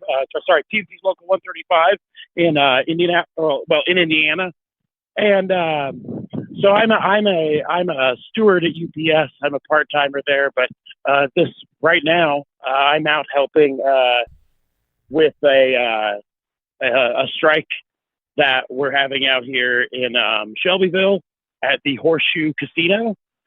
We have 200 dealers and dual raters who are on strike for union recognition. That is very, very exciting. And you said in your email that you were going on strike for union recognition because the NLRB is not conducting the election right now because of the shutdown. What made the workers be willing to take that step to strike for recognition rather than just waiting until the NLRB is back up and running? Honestly, bravery. I don't have a real great answer for that. They weren't willing to, they wanted things to change, and they were willing to take a stand to make them change, and they didn't want to wait months or however long it's going to take to get their NLRB election. And so they voted 92% authorization rate for their strike, and they're out here fighting hard. Initially, incredible. They had, initially when they, when the election was canceled, they offered to the casino, to bring in a third party election official to handle it, and they could still have their vote. It was supposed to be yesterday, and the company completely ignored their offer. So they didn't even respond to it. So they took a vote last Friday to authorize their strike, and then they went out yesterday at noon. That's awesome. And so you're out on the picket line right now, right? I am on the picket line right now. I mean, I'm a little bit away from people, but I am out here. The wind is blowing, and so we are out here right now. We're going to be out here. It's a 24/7 strike. So if there's anybody listening that wants to come out and hang out with you on the picket line for a while, where can they find it? Shelbyville, Indiana. Just search it. It's the Horseshoe Casino in Shelbyville, and yes, please come out. These workers would love all the support, and don't go to the casino either. That's really important. Yes, yeah, absolutely. Horseshoe Casino in Shelbyville, Indiana. And so, what are the workers that are organizing with the Teamsters like? What are their big things that they want to get in their first contract after they get recognition? What are they organizing for? A number. I think there's a lot of things. They're tipped workers, but they only get paid $5 something. So it's like $5 something an hour. So they're getting it paid, below minimum wage, and their tips, they're split up between everybody who worked that night. And then they actually add on top of it anybody that is on PTO. That's the way their PTO works, even where their money they're making for their nights getting split with people who aren't even there because the company's too cheap to actually just pay people PTO. Gotcha. Well, that sounds like a good reason to organize. But there's a lot of good reasons. They're fighting hard, and really they just they want their union recognized. So yeah. But yeah, Adam, I think it's a huge thing. And yes, sorry. Yeah, no, absolutely, Adam. I really appreciate you giving us a call. That sounds like an exciting story. I hope you'll keep us keep us updated. Absolutely. Next week, if you'd like to talk to an organizer or some workers, we can make that happen. All right, that sounds good. I'll be in touch. Thanks, Adam. Thank you. Y'all have a good one. Bye. All right, we'll talk to you later. Let's go ahead, and we've got another caller. Let's go ahead and bring in the 229 area code, and then that's going to be the last caller that we're able to get to before we bring on our guest, Seth Harris. We do have one more caller on the line after the 229 area code, but if you could call back after our guest, we need to get to them. So, but wanted to get to the 229 area code since they had tried to call in for a little bit. So 229 area code, what's your name? Where are you calling from?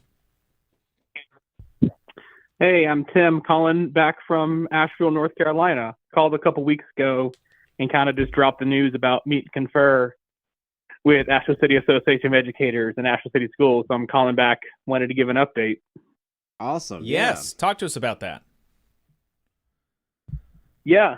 Real quick, also, big thumbs up to Braxton Winston. Super excited to see where where North Carolina AFL-CIO goes under his leadership. Just want to plug that. So since I last called in, there have been 2 meetings, one with Asheville City Schools and one out in Durham with Durham Public Schools and Durham Association of Educators. So things are moving quickly.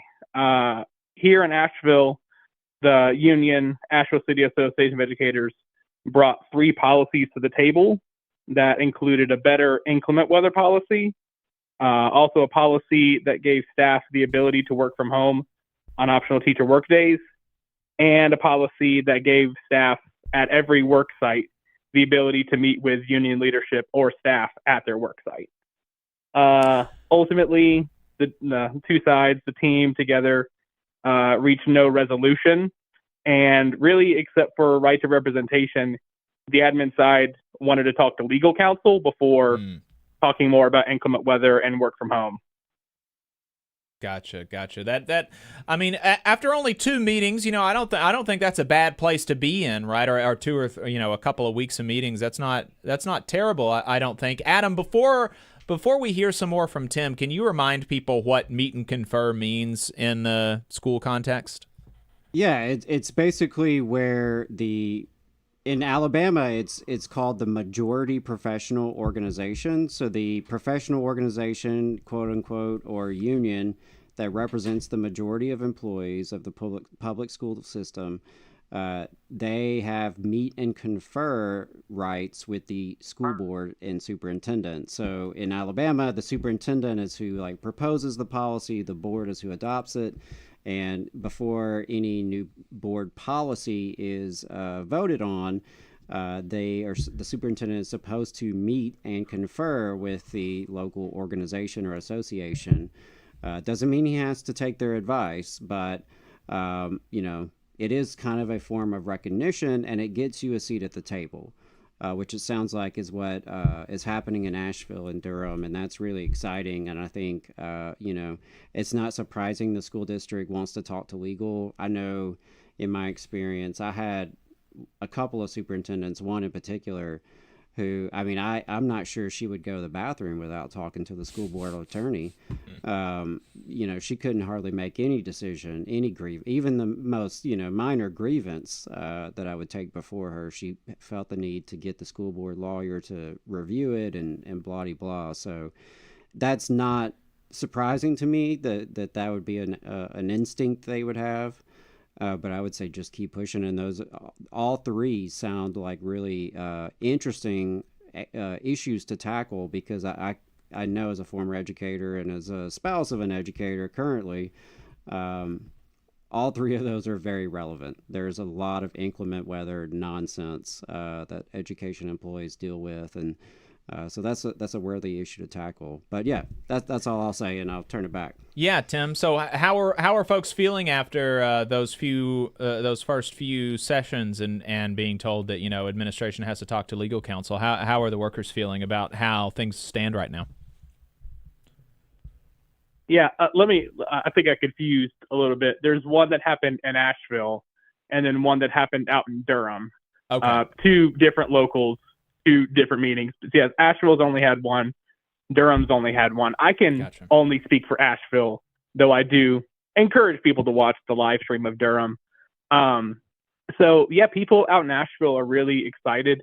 I remember leaving the meeting and somebody said that they were like, that's the best public meeting that has ever happened. Most school board meetings are really boring, but I brought work to do and I did none of it because it was really life-changing and things that matter to people.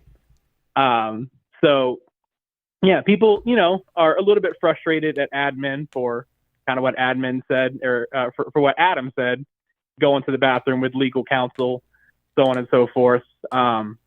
But yeah, I think people still are like, our hopes are up. We're excited to move forward, though we are feeling that it's getting colder and these things matter to us, but we're feeling in a really powerful position right now. Well, Tim, I really appreciate the call and thanks for keeping us updated. That sounds like exciting progress. Of course. Yeah, really appreciate that, and that's exciting to hear. It's so exciting to hear all this great news coming from North Carolina. There's just been a lot of activity there. North Carolina, for those of you who don't know, actually has a lower union density than Alabama. It's, I believe, 49th. I think only South Carolina has a lower union membership rate, or at least the last I checked. But there's so much exciting work happening over there, which I think shows there's a lot of potential. And I guess when you're towards the bottom, you can only really go up, and I really think things are going to go up.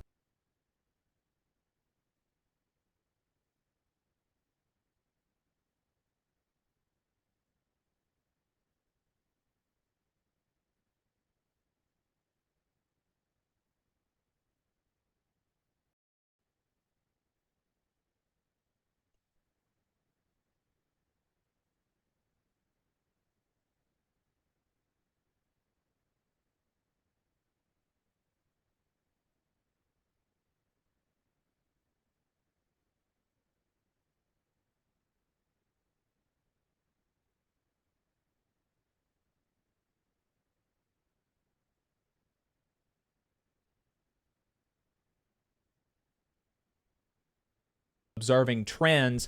Particularly, I thought there was an article recently about changes at the NLRB and graduate student unionization that was valuable. So definitely check it out. You can do that at poweratwork.us. Seth, welcome to the program.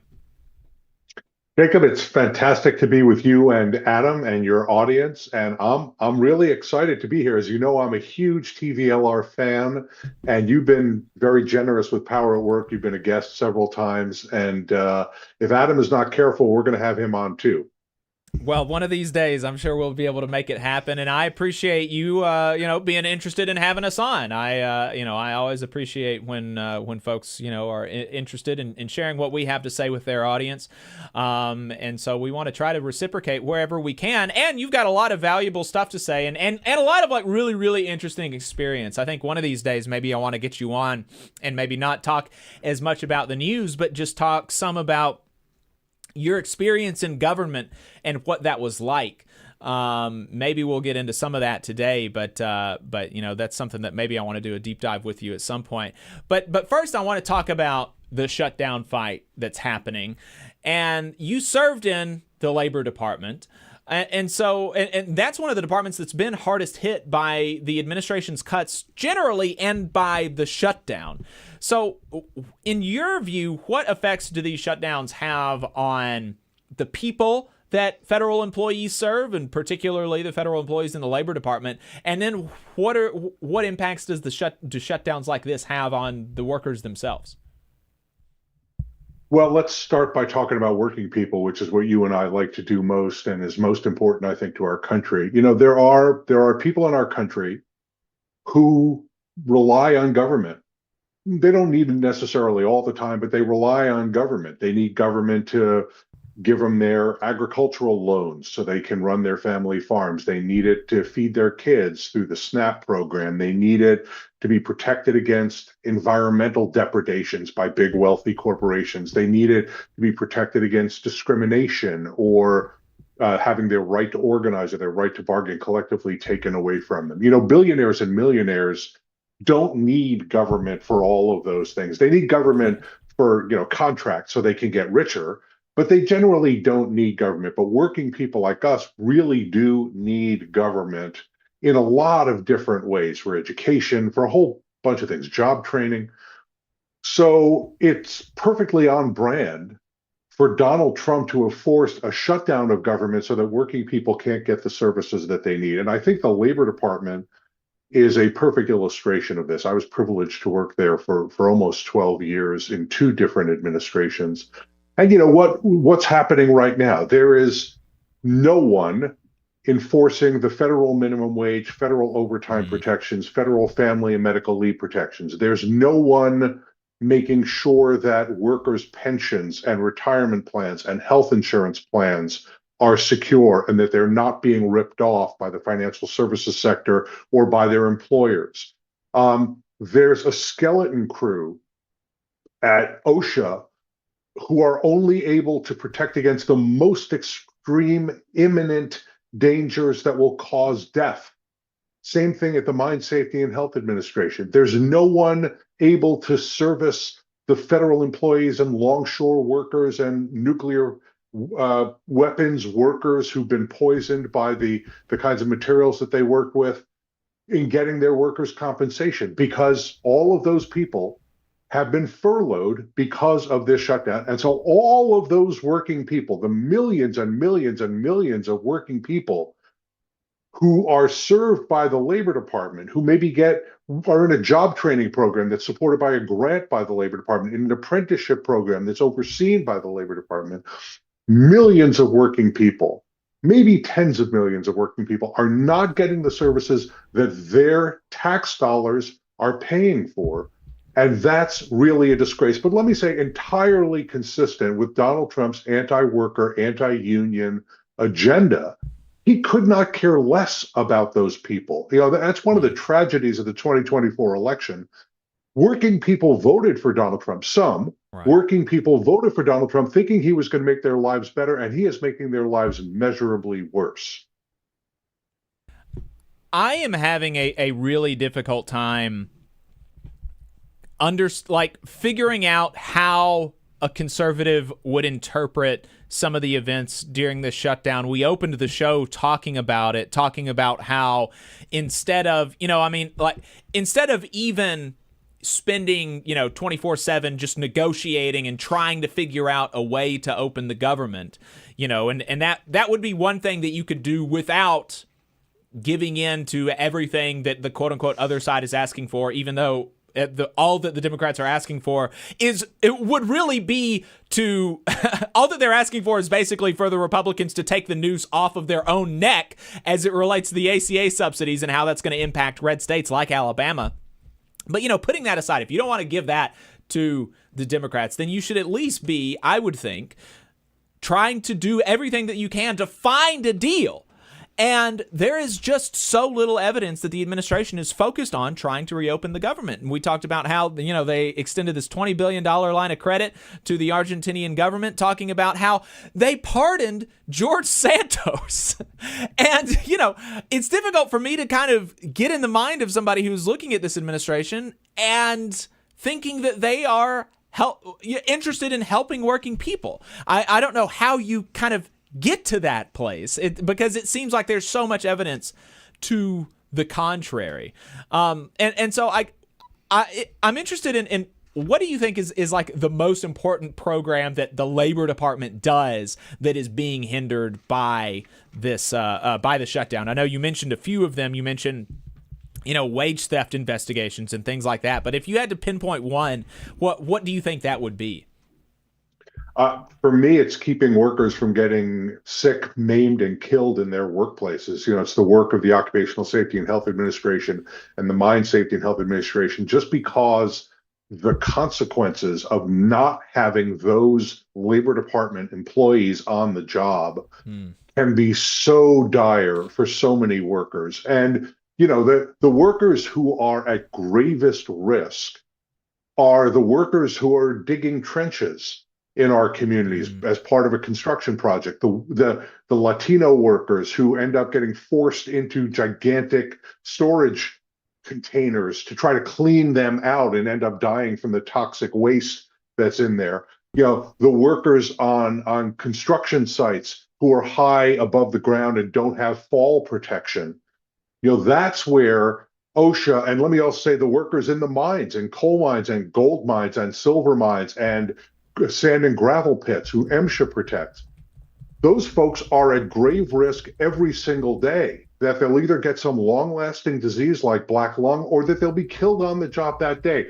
If we can't agree to anything, we should all be able to agree that workers who go to work in the morning should come home at night and they should have all of their arms and legs and fingers. They should be, be physically intact. They shouldn't be sick. Right, that to me is the most fundamental thing we should all be able to agree to. But right now in Washington, even that consensus is broken. Right. We were talking earlier about the MSHA, which does a very similar thing, but specifically for coal miners.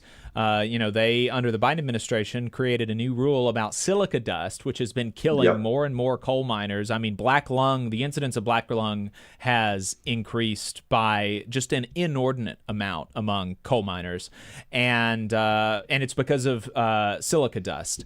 And so there's a rule to try to bring the levels of silica dust down in coal mines to bring down the levels of black lung among coal miners. And the Trump administration is punting on that rule, not enforcing it, at the behest of coal barons. And so, I think that those functions of the Labor Department are very important, and glad we were able to spend a little bit of time talking about that. Even before the shutdown, the economy was in a pretty shaky state. I'm curious, maybe before the shutdown started, one of the things that I wanted to talk to you about was just generally the economy and the jobs numbers and manufacturing investment. What have you been seeing pre-shutdown, and then how do you think that the shutdown is going to impact those numbers?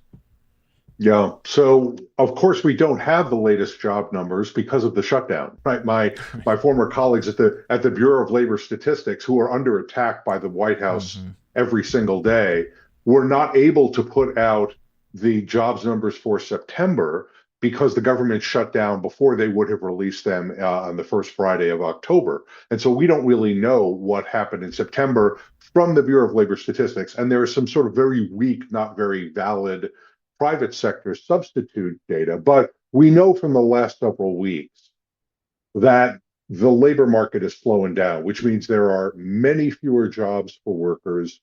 Workers know that, and so they are not quitting their jobs to find better jobs, which, as in the way that they were doing under the Biden administration. They were doing it at a much faster rate under President Biden because there were plentiful, good quality jobs for them to find.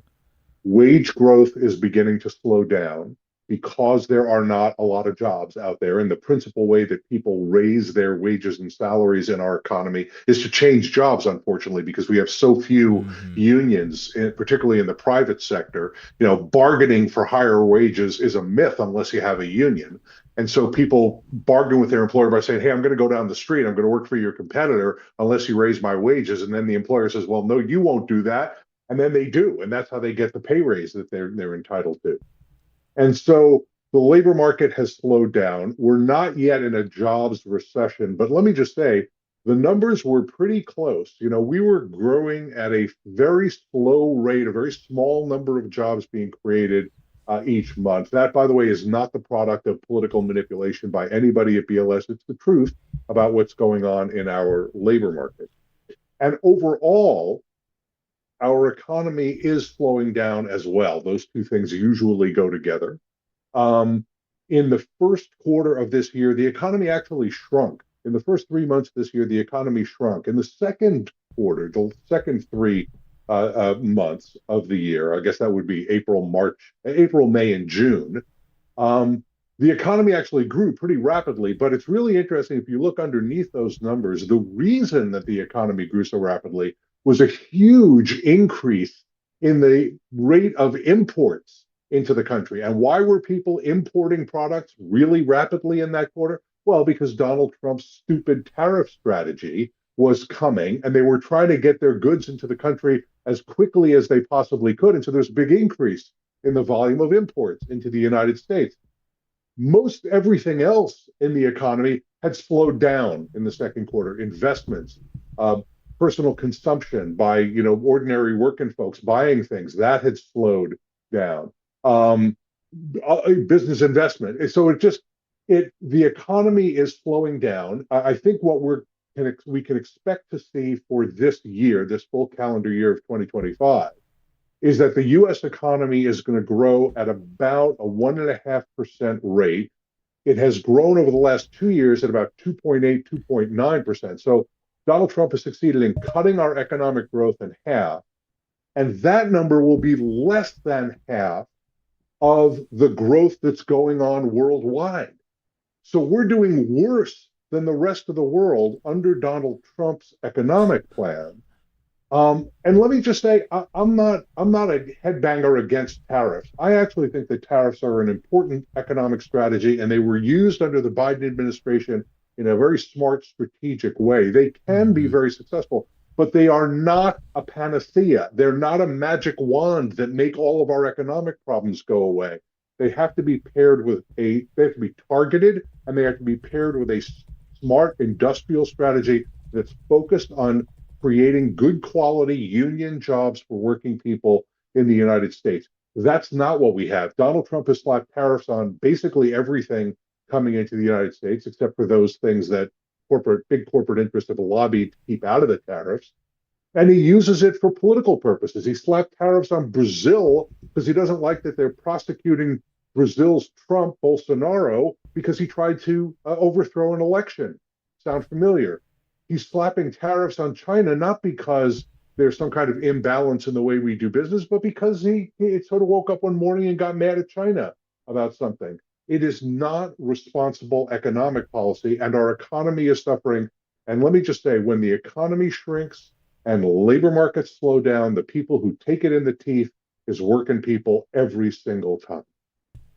Yeah, it seems bad that our economy is not growing as quickly as it was before, and that we're losing jobs and or not seeing as much job growth, and seeing people kind of stay in jobs longer than they would have. There's actually been a new term coined by the business press, the same people that brought you quiet quitting and things like that.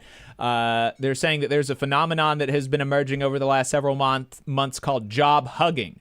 Where, kind of like you were talking about, you're like hanging on to your job for dear life because there's not as many out there as there were maybe, back in January or December before this administration. And that seems really counter to, his promise of renewing American manufacturing and ushering in a golden economic age. Why do you think his rhetoric is so kind of divorced from the facts on the ground? Yeah, it's not just the facts on the ground, it's the things that he's actually doing that are the problem. So I'm a big believer in actions over words. With Donald Trump, there's an endless blizzard of toxic, empty rhetoric, and literally nothing the guy says can be relied on. Nothing. And so, we got to stop listening to what he says and instead focus on what he does. And so he has no policy agenda that's going to result in prices being driven down, right? We still have inflation that is too high, and food prices that are too high, gas prices that are too high, housing costs that are too high, mortgage interest rates that are too high.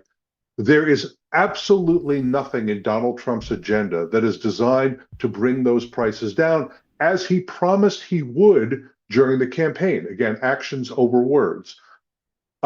His tariff strategy, which is supposed to help us to grow our manufacturing sector, so he's going to, strong arm all of these big wealthy corporations to start building their plants and equipment here in the United States, which would be a great thing.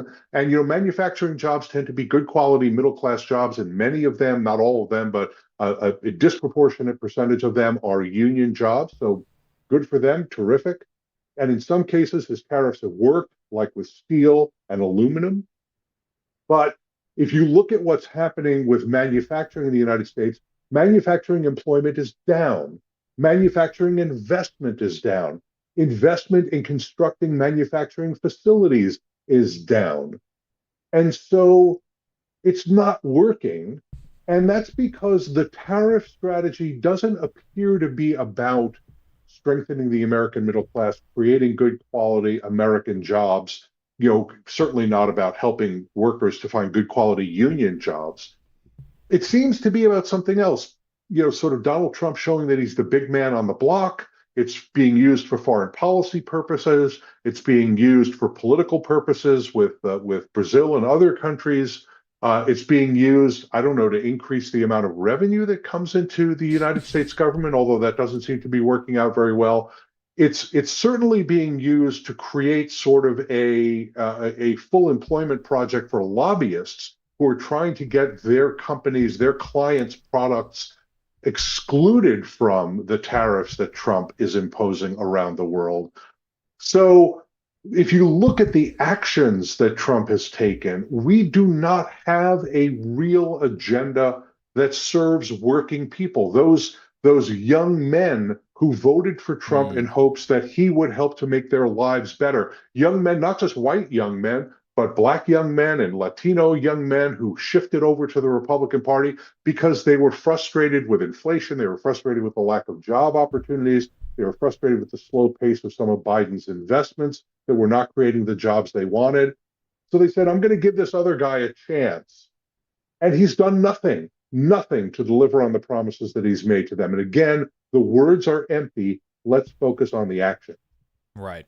And staying on those actions, we've been talking throughout the conversation about how Trump is really dismantling a lot of the government that helps working people, and the NLRB in particular is one of those examples. I'm curious, and I referenced in the introduction, and I should probably make sure that I got this. I think that we have it recorded, but folks on the stream said that like 30 seconds of the introduction was muted on the stream. So we've been talking to Seth Harris, senior fellow at the Burns Center for Social Change at Northeastern University, President Biden's top labor policy advisor and host of the Burns Center's Power at Work podcast. I think that'll be corrected in the clip that we put out once we do that. But one of the things that I mentioned in your introduction, was a piece that Power at Work put out on the NLRB and particularly grad workers. Can you talk to us about what's been going on at the NLRB kind of generally, and then specifically the very, very real concern, I think, that all of the progress that graduate workers have made at colleges across the country could be kind of thrown away by the Trump administration? That's a critically important issue because grad workers have been among the most successful organizing campaigns that the labor movement has run in the last at least decade and maybe longer than that. And let me say, when unions organize on campus and organize grad workers and also undergrad workers, they win the elections with gaudy, like Saddam Hussein type numbers, 90%. It's incredible. 95%. It's unbelievable. You just don't see that kind of unanimity in American society, but grad workers want their union. So here's what's going on with the NLRB. Donald Trump has effectively shut down at least one part of the NLRB, and that is the actual board, the National Labor Relations Board. The staff and the regional offices and the general counsel's office, they are still functioning. They're still taking in unfair labor practice complaints. They are still administering union representation elections and doing the other work that they do.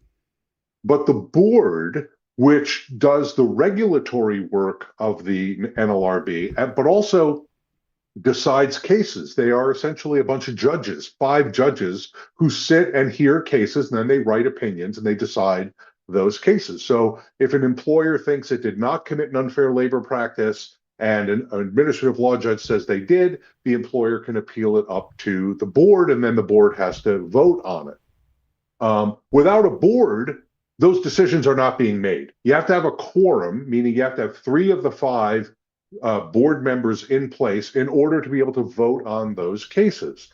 Now we have 2 because Donald Trump fired Gwynne Wilcox, the first ever African-American woman to serve on the National Labor Relations Board. And let me say that's a pattern. Most of the people that Trump is firing in these boards and commissions, he's firing African-Americans, mostly women, either women or African-Americans or both. But so he fired Gwynne. There's no quorum. The board cannot function. So in a way, that's really good because you don't have a right-wing majority on the board overturning a bunch of precedents that have been really good for organized labor, including the decision from 2016 called Columbia University that held that student workers, particularly graduate student workers at universities, are employees, meaning they're covered by the National Labor Relations Act and they have the right to organize and bargain collectively. There is, in my mind, no doubt that when we get a right-wing Trump majority on the National Labor Relations Board, particularly if Trump has the authority to fire members of the board at will, there's no question in my mind that that board will reverse Columbia University, and that will mean that private sector graduate workers and undergraduate workers do not have the right to organize and bargain collectively under the National Labor Relations Act. So what ends up happening? Some universities, and I won't point any fingers, but you know who you are going to bust their graduate workers' unions. They'll refuse to bargain with them. They will refuse to do dues collection for them. They will have nothing whatsoever to do with them. They will not allow them into grievance adjustment processes. They probably will throw them off of campus. You know, all of the kinds of things that union busters do. Some universities that have existing collective bargaining agreements with their unions, with their graduate worker unions, probably will have to obey those agreements. And some universities will, I think, continue to have relationships with their unions. They may not with their graduate worker unions. They may not treat them exactly the same, and there will be more power on the side of the university as opposed to the unions, but they may continue to do business with them. Now, that's all in the private sector. This has no effect at all in the public sector. So, for example, the largest graduate worker unions are in the University of California system. They will not be affected by this because they're organized under state public employee collective bargaining laws. And that will be a question for the states, is whether or not they're going to try and facilitate more state universities, state college, and community college graduate workers and undergraduate workers joining unions. Now, here's the interesting thing. And I don't know what's going to end up happening here. I am hopeful, though. As soon as the board says these workers are not covered by the National Labor Relations Act, states can get involved. States can say, well, you don't want them, we will take them. These workers can organize under our state private sector collective bargaining and organizing laws. And a number of states have what are called trigger laws that allow workers who are excluded from coverage by the National Labor Relations Act to be covered by their state laws. So in states like my home state of New York, my home state's Maryland, the state in which I work, Massachusetts, California, I would expect this to happen, Washington State, Oregon. I think it's likely that we will, Illinois, I don't want to leave Illinois out, where there's a lot of universities. I think it's likely that the states will facilitate graduate workers organizing under state law. Now, Alabama, Mississippi, Louisiana, my guess is probably not. And they don't even have public employee collective bargaining in those laws, in those states, in most cases. And so I think it's unlikely there. So you'll see some graduate worker unions come back, but will there be a graduate workers union at Duke in North Carolina? I think it's going to be a lot harder for them to proceed. Well, and I think that it really underscores the importance of relying on what is ultimately their power, which is their labor and their ability to withhold it. And so you might have to see, some more creative tactics, or potentially embarking on, quote unquote illegal strikes, which the UE has done in North Carolina at Durham City schools. They've gone on illegal strikes, and sanitation workers in the city of Durham have also gone on illegal strikes and have been able to win in North Carolina in the same state. And here in Alabama at Jacksonville State University, the United Campus Workers have been able to, they haven't gone on any strikes or anything, but they've been able to raise the minimum wage on campus by something like 10 or 15% without public sector collective bargaining, and they've been able to do that through kind of direct action and pressure campaigns and stuff like that. And so I think that grad worker unions, particularly in states where you're not going to see an expansion of collective bargaining by the state in the absence of the NLRB, are going to have to be more reliant on their ability to strike and withhold labor and do direct action. And so I wanted to dig a little bit into maybe some lessons that we can learn from the Trump administration and the Biden administration. And I think that some people get testy about this, but I don't understand why you would. I think that the Biden administration was the most pro-worker and pro-union administration, at least since LBJ. And the only thing that my question to the people who bristle at that is like, okay, well, who was it if not for Biden? Then was that Bill Clinton? Was it Obama? I don't think so. I think it was Biden. But even though that was the case, unions did lose density every year during his administration. And you mentioned something earlier when we were talking about the economy generally, about how some of the investments were slow to kick in under Biden. And so I'm wondering, particularly on questions of acting with quickness and efficiency, or just like doing things. I don't know if efficiency is the right word for what the Trump administration is doing, but just going out and doing things. I mean, I wonder what kind of lessons you think that a future Democratic administration could take from the things that Biden did that were really, really great, and some of the frustrations that people had with kind of the slowness of the way that things were implemented, and how, the Trump administration has really kind of just done whatever they want to do. Yeah. Boy, that's a big, huge question. Let me just first weigh in on, let me just first weigh in on, was Joe Biden the most pro-union president? I would go back to FDR, but okay, LBJ. I served President Biden, President Obama, and President Clinton. Take my word for it. Mm-hmm. President Biden wins in a landslide. It's not even close. And it's not a criticism of those other two men. They just came from a very different perspective, and they represented a very different kind of politics. And we can debate that in another time. Joe Biden is the most pro-union president, I would say, since FDR. But your point is an incredibly important one. There was absolute membership growth under President Biden in the first 3 years of his presidency. In the fourth year, there was a decline, and there's been a decline subsequently. I'm sorry, in the first 2 years, and then the third year we saw a decline, and the fourth year we'll get the results shortly. So definitely we did not do enough.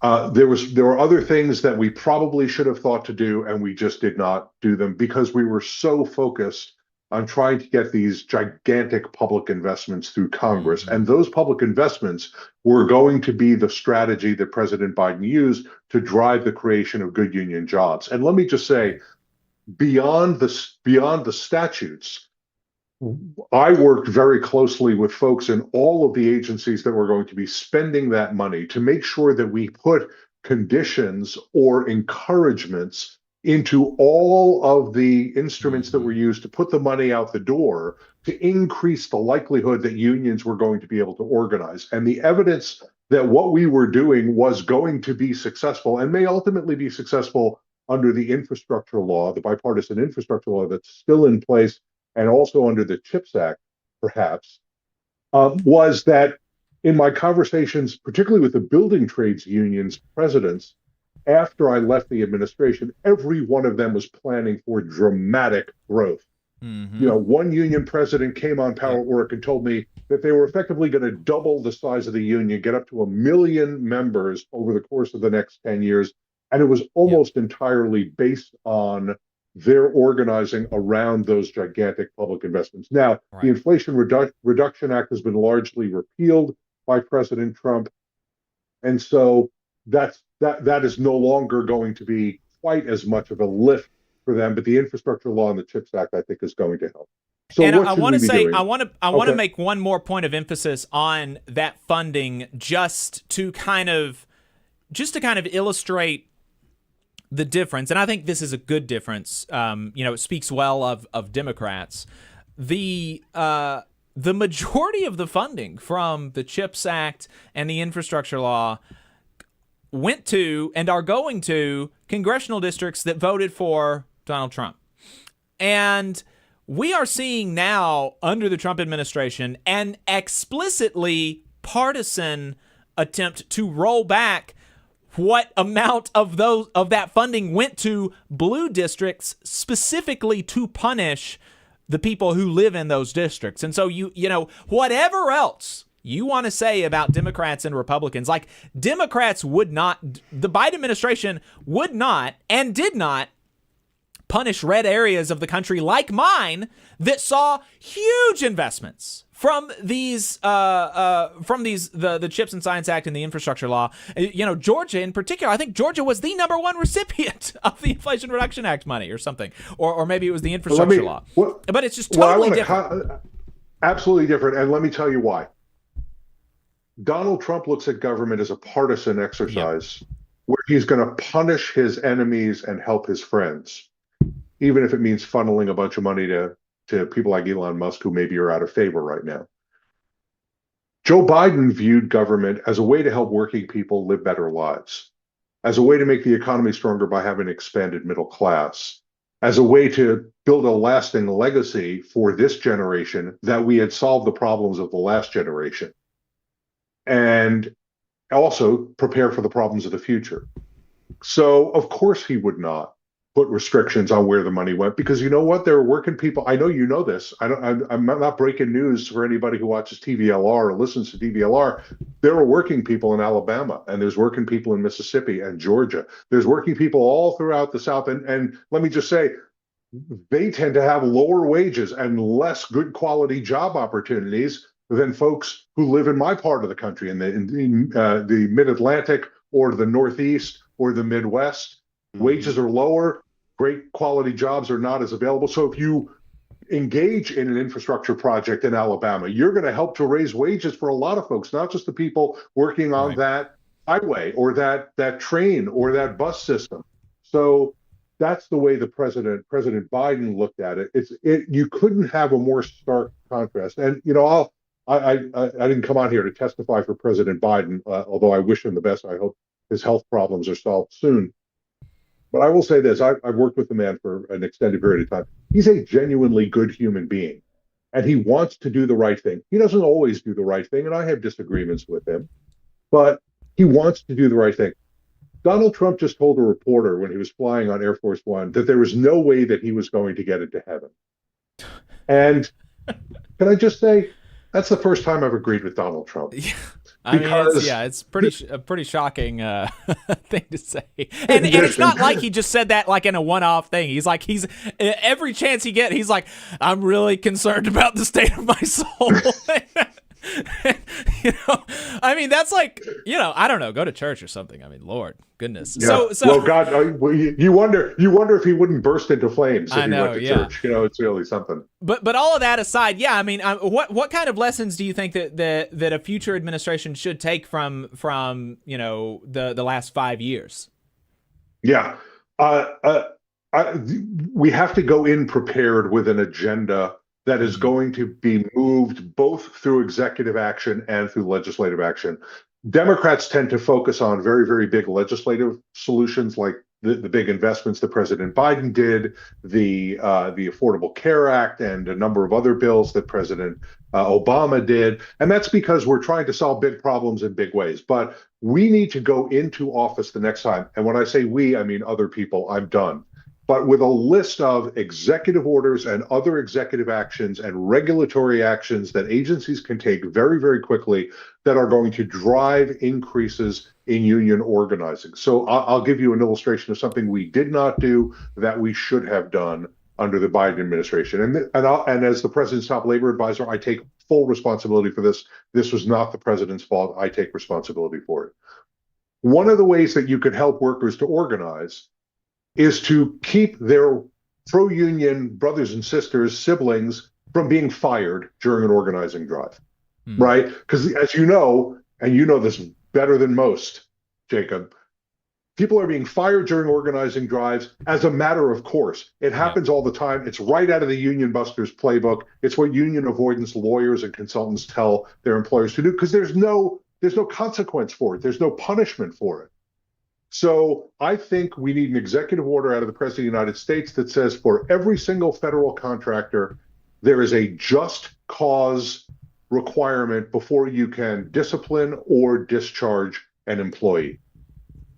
And let me just say, not just cause, meaning you can't fire them for organizing a union. You can't fire them because you don't like that they're trans. You can't fire them because you don't like that they're a woman or they're black or you don't like their politics. If they are bad performers, that's just cause. You should be able to get rid of them. Right. But for all those other illegitimate, irresponsible reasons that are not about giving better quality service to the United States government, you should not be able to do it. Now, that will help with organizing among federal contractors, which is about 20% of our economy. It's not going to fix every problem, but it's a starting place. But that's an illustration of the kinds of things we can do in the White House that will help unions to organize much, much more aggressively.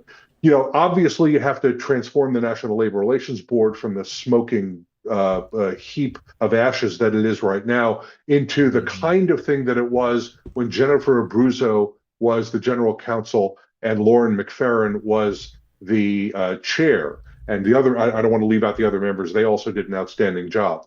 You also have to help federal employees to be able to organize. I know this is something that you're very close to, Jacob. You know, federal employees need to be able to organize much more quickly, much more aggressively. We did a great job with that under Biden. I think there's even more that we could do. And let me just say, we got to change the law so that the next Donald Trump can't come in and do what he did, and that is take away unions from 3/4 of the workers in the federal government because he says they're involved in national security when they're obviously not involved in national security. We got to fix that problem as well. So let me just say, I haven't put the time in yet to put a comprehensive agenda of executive actions and executive regulations and administrative steps that can be taken within the federal government. But that's what we need we need a list of 100, 200, 300 of those things and begin executing right away. Well, and one of the things that I hope that a future administration would take, particularly from how this administration has basically 10x funded ICE, given 10 times the amount of money that ICE had previously, is that we should just do that to all of the good agencies. 10x CFPB, 10x OSHA, 10x MSHA, 10x the NLRB. And if you do all of that to all of those agencies, you're still not spending as much as we are on ICE right now. I think that's worth saying. And so I hope that that's something that a future administration would be able to do, and something that we saw on Twitter was a proposal, and I wonder what you think about this, to give Jennifer Abruzzo a mech suit, like in Gundam, so that she can more vigorously enforce labor law. Do you think that is something that a future president, future Democratic president would be able to do? Reappoint Jennifer Abruzzo, give her a mech suit? Well, I think they could reappoint Jennifer. I'm not sure that she wants to do it again. I'd love to see her do it again. But then let me just say, Jen is not the only really fantastic labor lawyer out there who understands what the statute says and how to put the NLRB to good use. What made her so amazingly effective, I think, apart from the fact that she's a remarkably brilliant lawyer and a wonderful human being whose heart is in the right place, is she really, really understood the NLRB.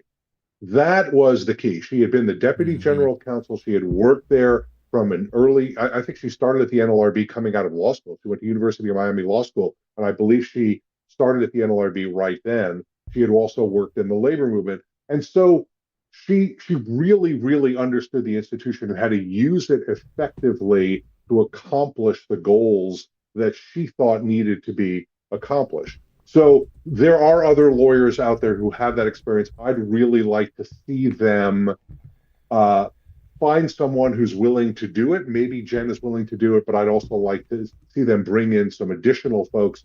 You know, the problem, I'm with you on the 10X for labor agencies and other agencies as well. That takes Congress, or at least until this administration, it took Congress. You know, in the version of the Constitution that I have in the textbook that I teach to my students at Northeastern University, Congress has control over spending. No money can be expended unless appropriated by Congress. That's what my Constitution says. Donald Trump doesn't seem to be bound by that. And this part of the problem that we have in running an executive branch or putting checks on an executive branch in an effective way is we have a Supreme Court that's basically just a sock puppet for Donald Trump. They have no integrity. There's no legal argument for most of what they are doing. It is pure partisanship. And so they are making possible a lot of what President Trump is doing, including moving money around when Congress has appropriated it for particular purposes. Trump is using it for different purposes. That is unconstitutional, but the Supreme Court is unwilling to stand up. It's not that they're unwilling to stand up with Trump. They're toadies for Trump. Yeah, no doubt. Seth Harris, I really appreciate you taking the time to talk to us this morning. My final question for you is another sort of plug for you. You recently had an interview with Minnesota Governor and former vice presidential candidate Tim Walz. Folks should check that out on your YouTube page and at poweratwork.us. Do you feel like he and other Democrats are taking the right lessons from the Biden administration and from this Trump term? I think Governor Walz is, but I say that because I want to distinguish him from a lot of other folks in the Democratic Party. And it is my party. I've been a Democrat as long as I've been a voter. Governor Walz is a former union member who has spent his time in office finding every imaginable way to help working people and to help unions in his state. And so to come out of the 2024 election, as he did, asking the right questions, which is why did we not focus our attention on working people? Why were we not engaged in dialogue with working people? Why were we not putting forward a working class agenda? That's exactly the right set of questions for us to be asking. And when I engaged him in that interview on Power at Work, he couldn't have been clearer that he is very, very tightly focused on exactly those issues. Now, you'd like to hear some solutions, not just questions, but maybe getting the right solutions starts with asking the right questions. And I say that because, like you, I'm not just watching elections in my neighborhood. I'm watching what's going on in New York City right now. So we have a candidate named Zoran Mamdani, who is a self-professed Democratic socialist who won the Democratic primary against all the odds and against all the money, by focusing on working class issues, by focusing on an affordability agenda, a cost of living agenda, a working people's agenda. And so he was able to go into the Democratic neighborhoods in Queens that voted for Trump and say, what are you concerned about? And they were all talking to him about, I can't afford to live in the apartment that I have. I can't afford the food down at the grocery store. And he has put together a plan that responds to working people's needs. Great, you say. Well, not great, because so many other Democrats are criticizing Mamdani, are refusing to endorse Mamdani, are not willing to do what he is doing by focusing on the cost of living and affordability. And I think that even if you're not a Democratic socialist, which I am not, I think that he's given us something of a roadmap for doing what we did not do in 2024, But let me say that Joe Biden did do in 2020, which was engage working class people on working class issues, not just dictating to them, but listening to them and letting them tell you what it is that they want and need, and then delivering an agenda that is based on those needs and will solve their problems. We spent so much time talking about Donald Trump in 2024 that we forgot that we were supposed to be talking about working class voters. So I would love to say that Democrats have generally learned the lesson. I don't see a lot of evidence of that. I see some green shoots. I see a couple of really, really, really good candidates and leaders out there. I would also point to, of course, Senator Bernie Sanders and Congresswoman Ocasio-Cortez, who are out there doing the same thing. There are others in a lot of districts, I don't want to leave them out, who are around the country doing the same thing. You know, I had the opportunity to interview 4 leaders of the Labor Caucus in the House of Representatives, and Mark Pocan and Debbie Dingell and Congressman Norcross from New Jersey, and I don't want to leave out Congressman Horsford from Nevada. And they are pushing their colleagues, get into the union halls, get onto the work sites, talk to working people about their issues, listen to them, and respond. And I think that their advocacy is having some effect, so I don't want to leave out those folks as well. But man, when you look at the leadership, and when you look at the kind of dialogue that's going on among Democratic groups, and particularly Democratic funders who, let's be honest, don't really focus on working people, I'm not sure that the Democratic Party is in the place they need to be for 2028. I think they think that America is going to be so exhausted by Trumpism that they're going to be ready for a change, and that is a losing bet. Well, I think that's a sober note to end it on. Seth Harris, Senior Fellow at the Burns Center for Social Change at Northeastern University, President Biden's top labor policy advisor, and the host of the Burns Center's Power at Work podcast. Thank you so much for taking the time to talk to us this morning. I appreciate it. Thanks, Jake. Appreciate you. Something that we've been talking about a lot over the last few weeks is the TVA, the Tennessee Valley Authority, and the Trump administration's attacks on that utility. Adam, there have been a few updates since the last time that we talked about it, and there are a couple of events happening, I think, this week. Isn't that right? Yeah, there's a little bit of an update I wanted to share with folks, and I do believe we are working on getting another panel together, right? So we are going to have some more in-depth coverage coming up in the coming weeks, but on Wednesday, the 22nd of October, there will be hearings in the Senate. The U.S. Senate is scheduled to hold confirmation hearings on 4 of the 5 Trump nominees to the board of directors. So just a reminder that currently the board of directors for the Tennessee Valley Authority lacks a quorum. Only 3 of the 9 seats are filled. There were 3 that weren't replaced. There were 3 that were fired by Trump after his displeasure with their recent pick for the CEO of TVA. And so now they've got 5 nominees slated. 4 of which are scheduled to have their first hearing before the Senate committee on Wednesday. Now, there are reasons to be concerned about all these folks from different reasons, or different perspectives.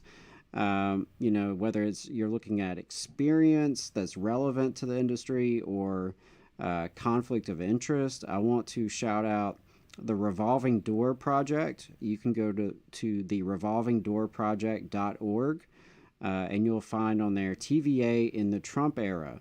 And they have a really good profile of the 5 board nominees and a little bit about them. I do want to mention one is from Alabama. Randy Jones is an insurance agent from Alabama who was nominated to the TVA board in June. Other than sitting on the Gunnersville Electric Board, he seems to have little energy experience, but he does have some significant connections across Alabama.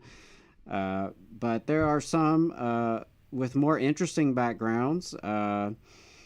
Lee Beeman is a Republican megadonor with deep ties to figures within the GOP establishment, like Speaker of the House Mike Johnson.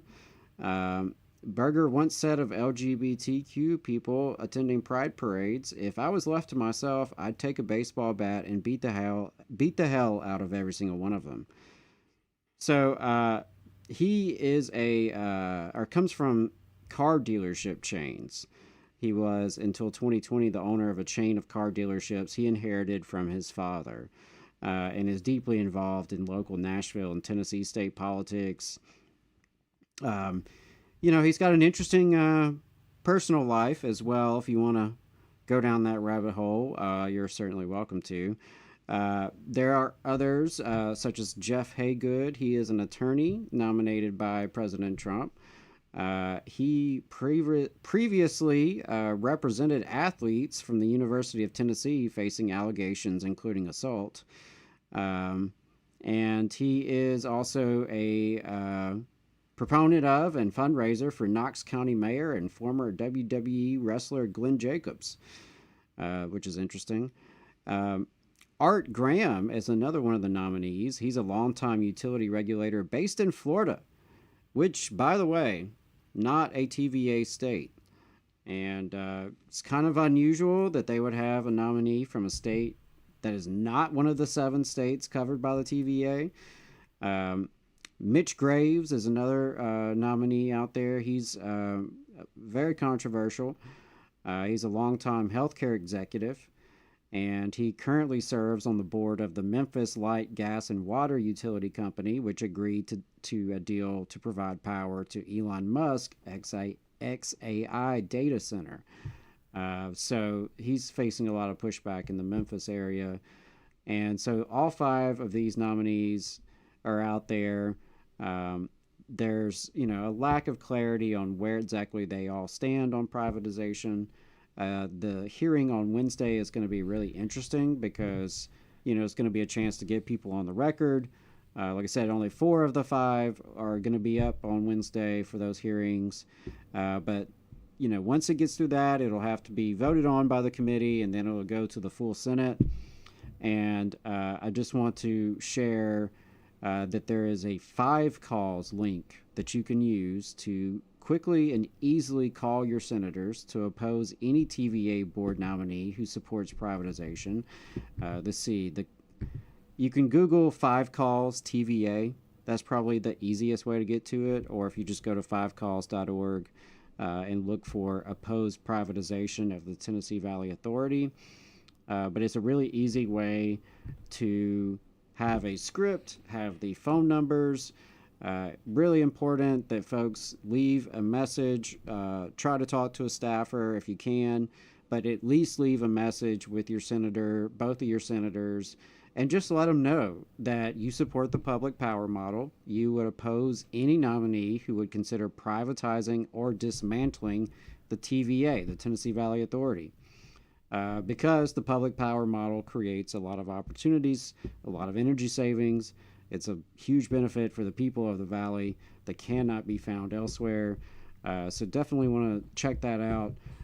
Privatization of TVA would be higher electricity bills, a lot of good paying union jobs at risk, and our public lands, our flood management, our recreational areas.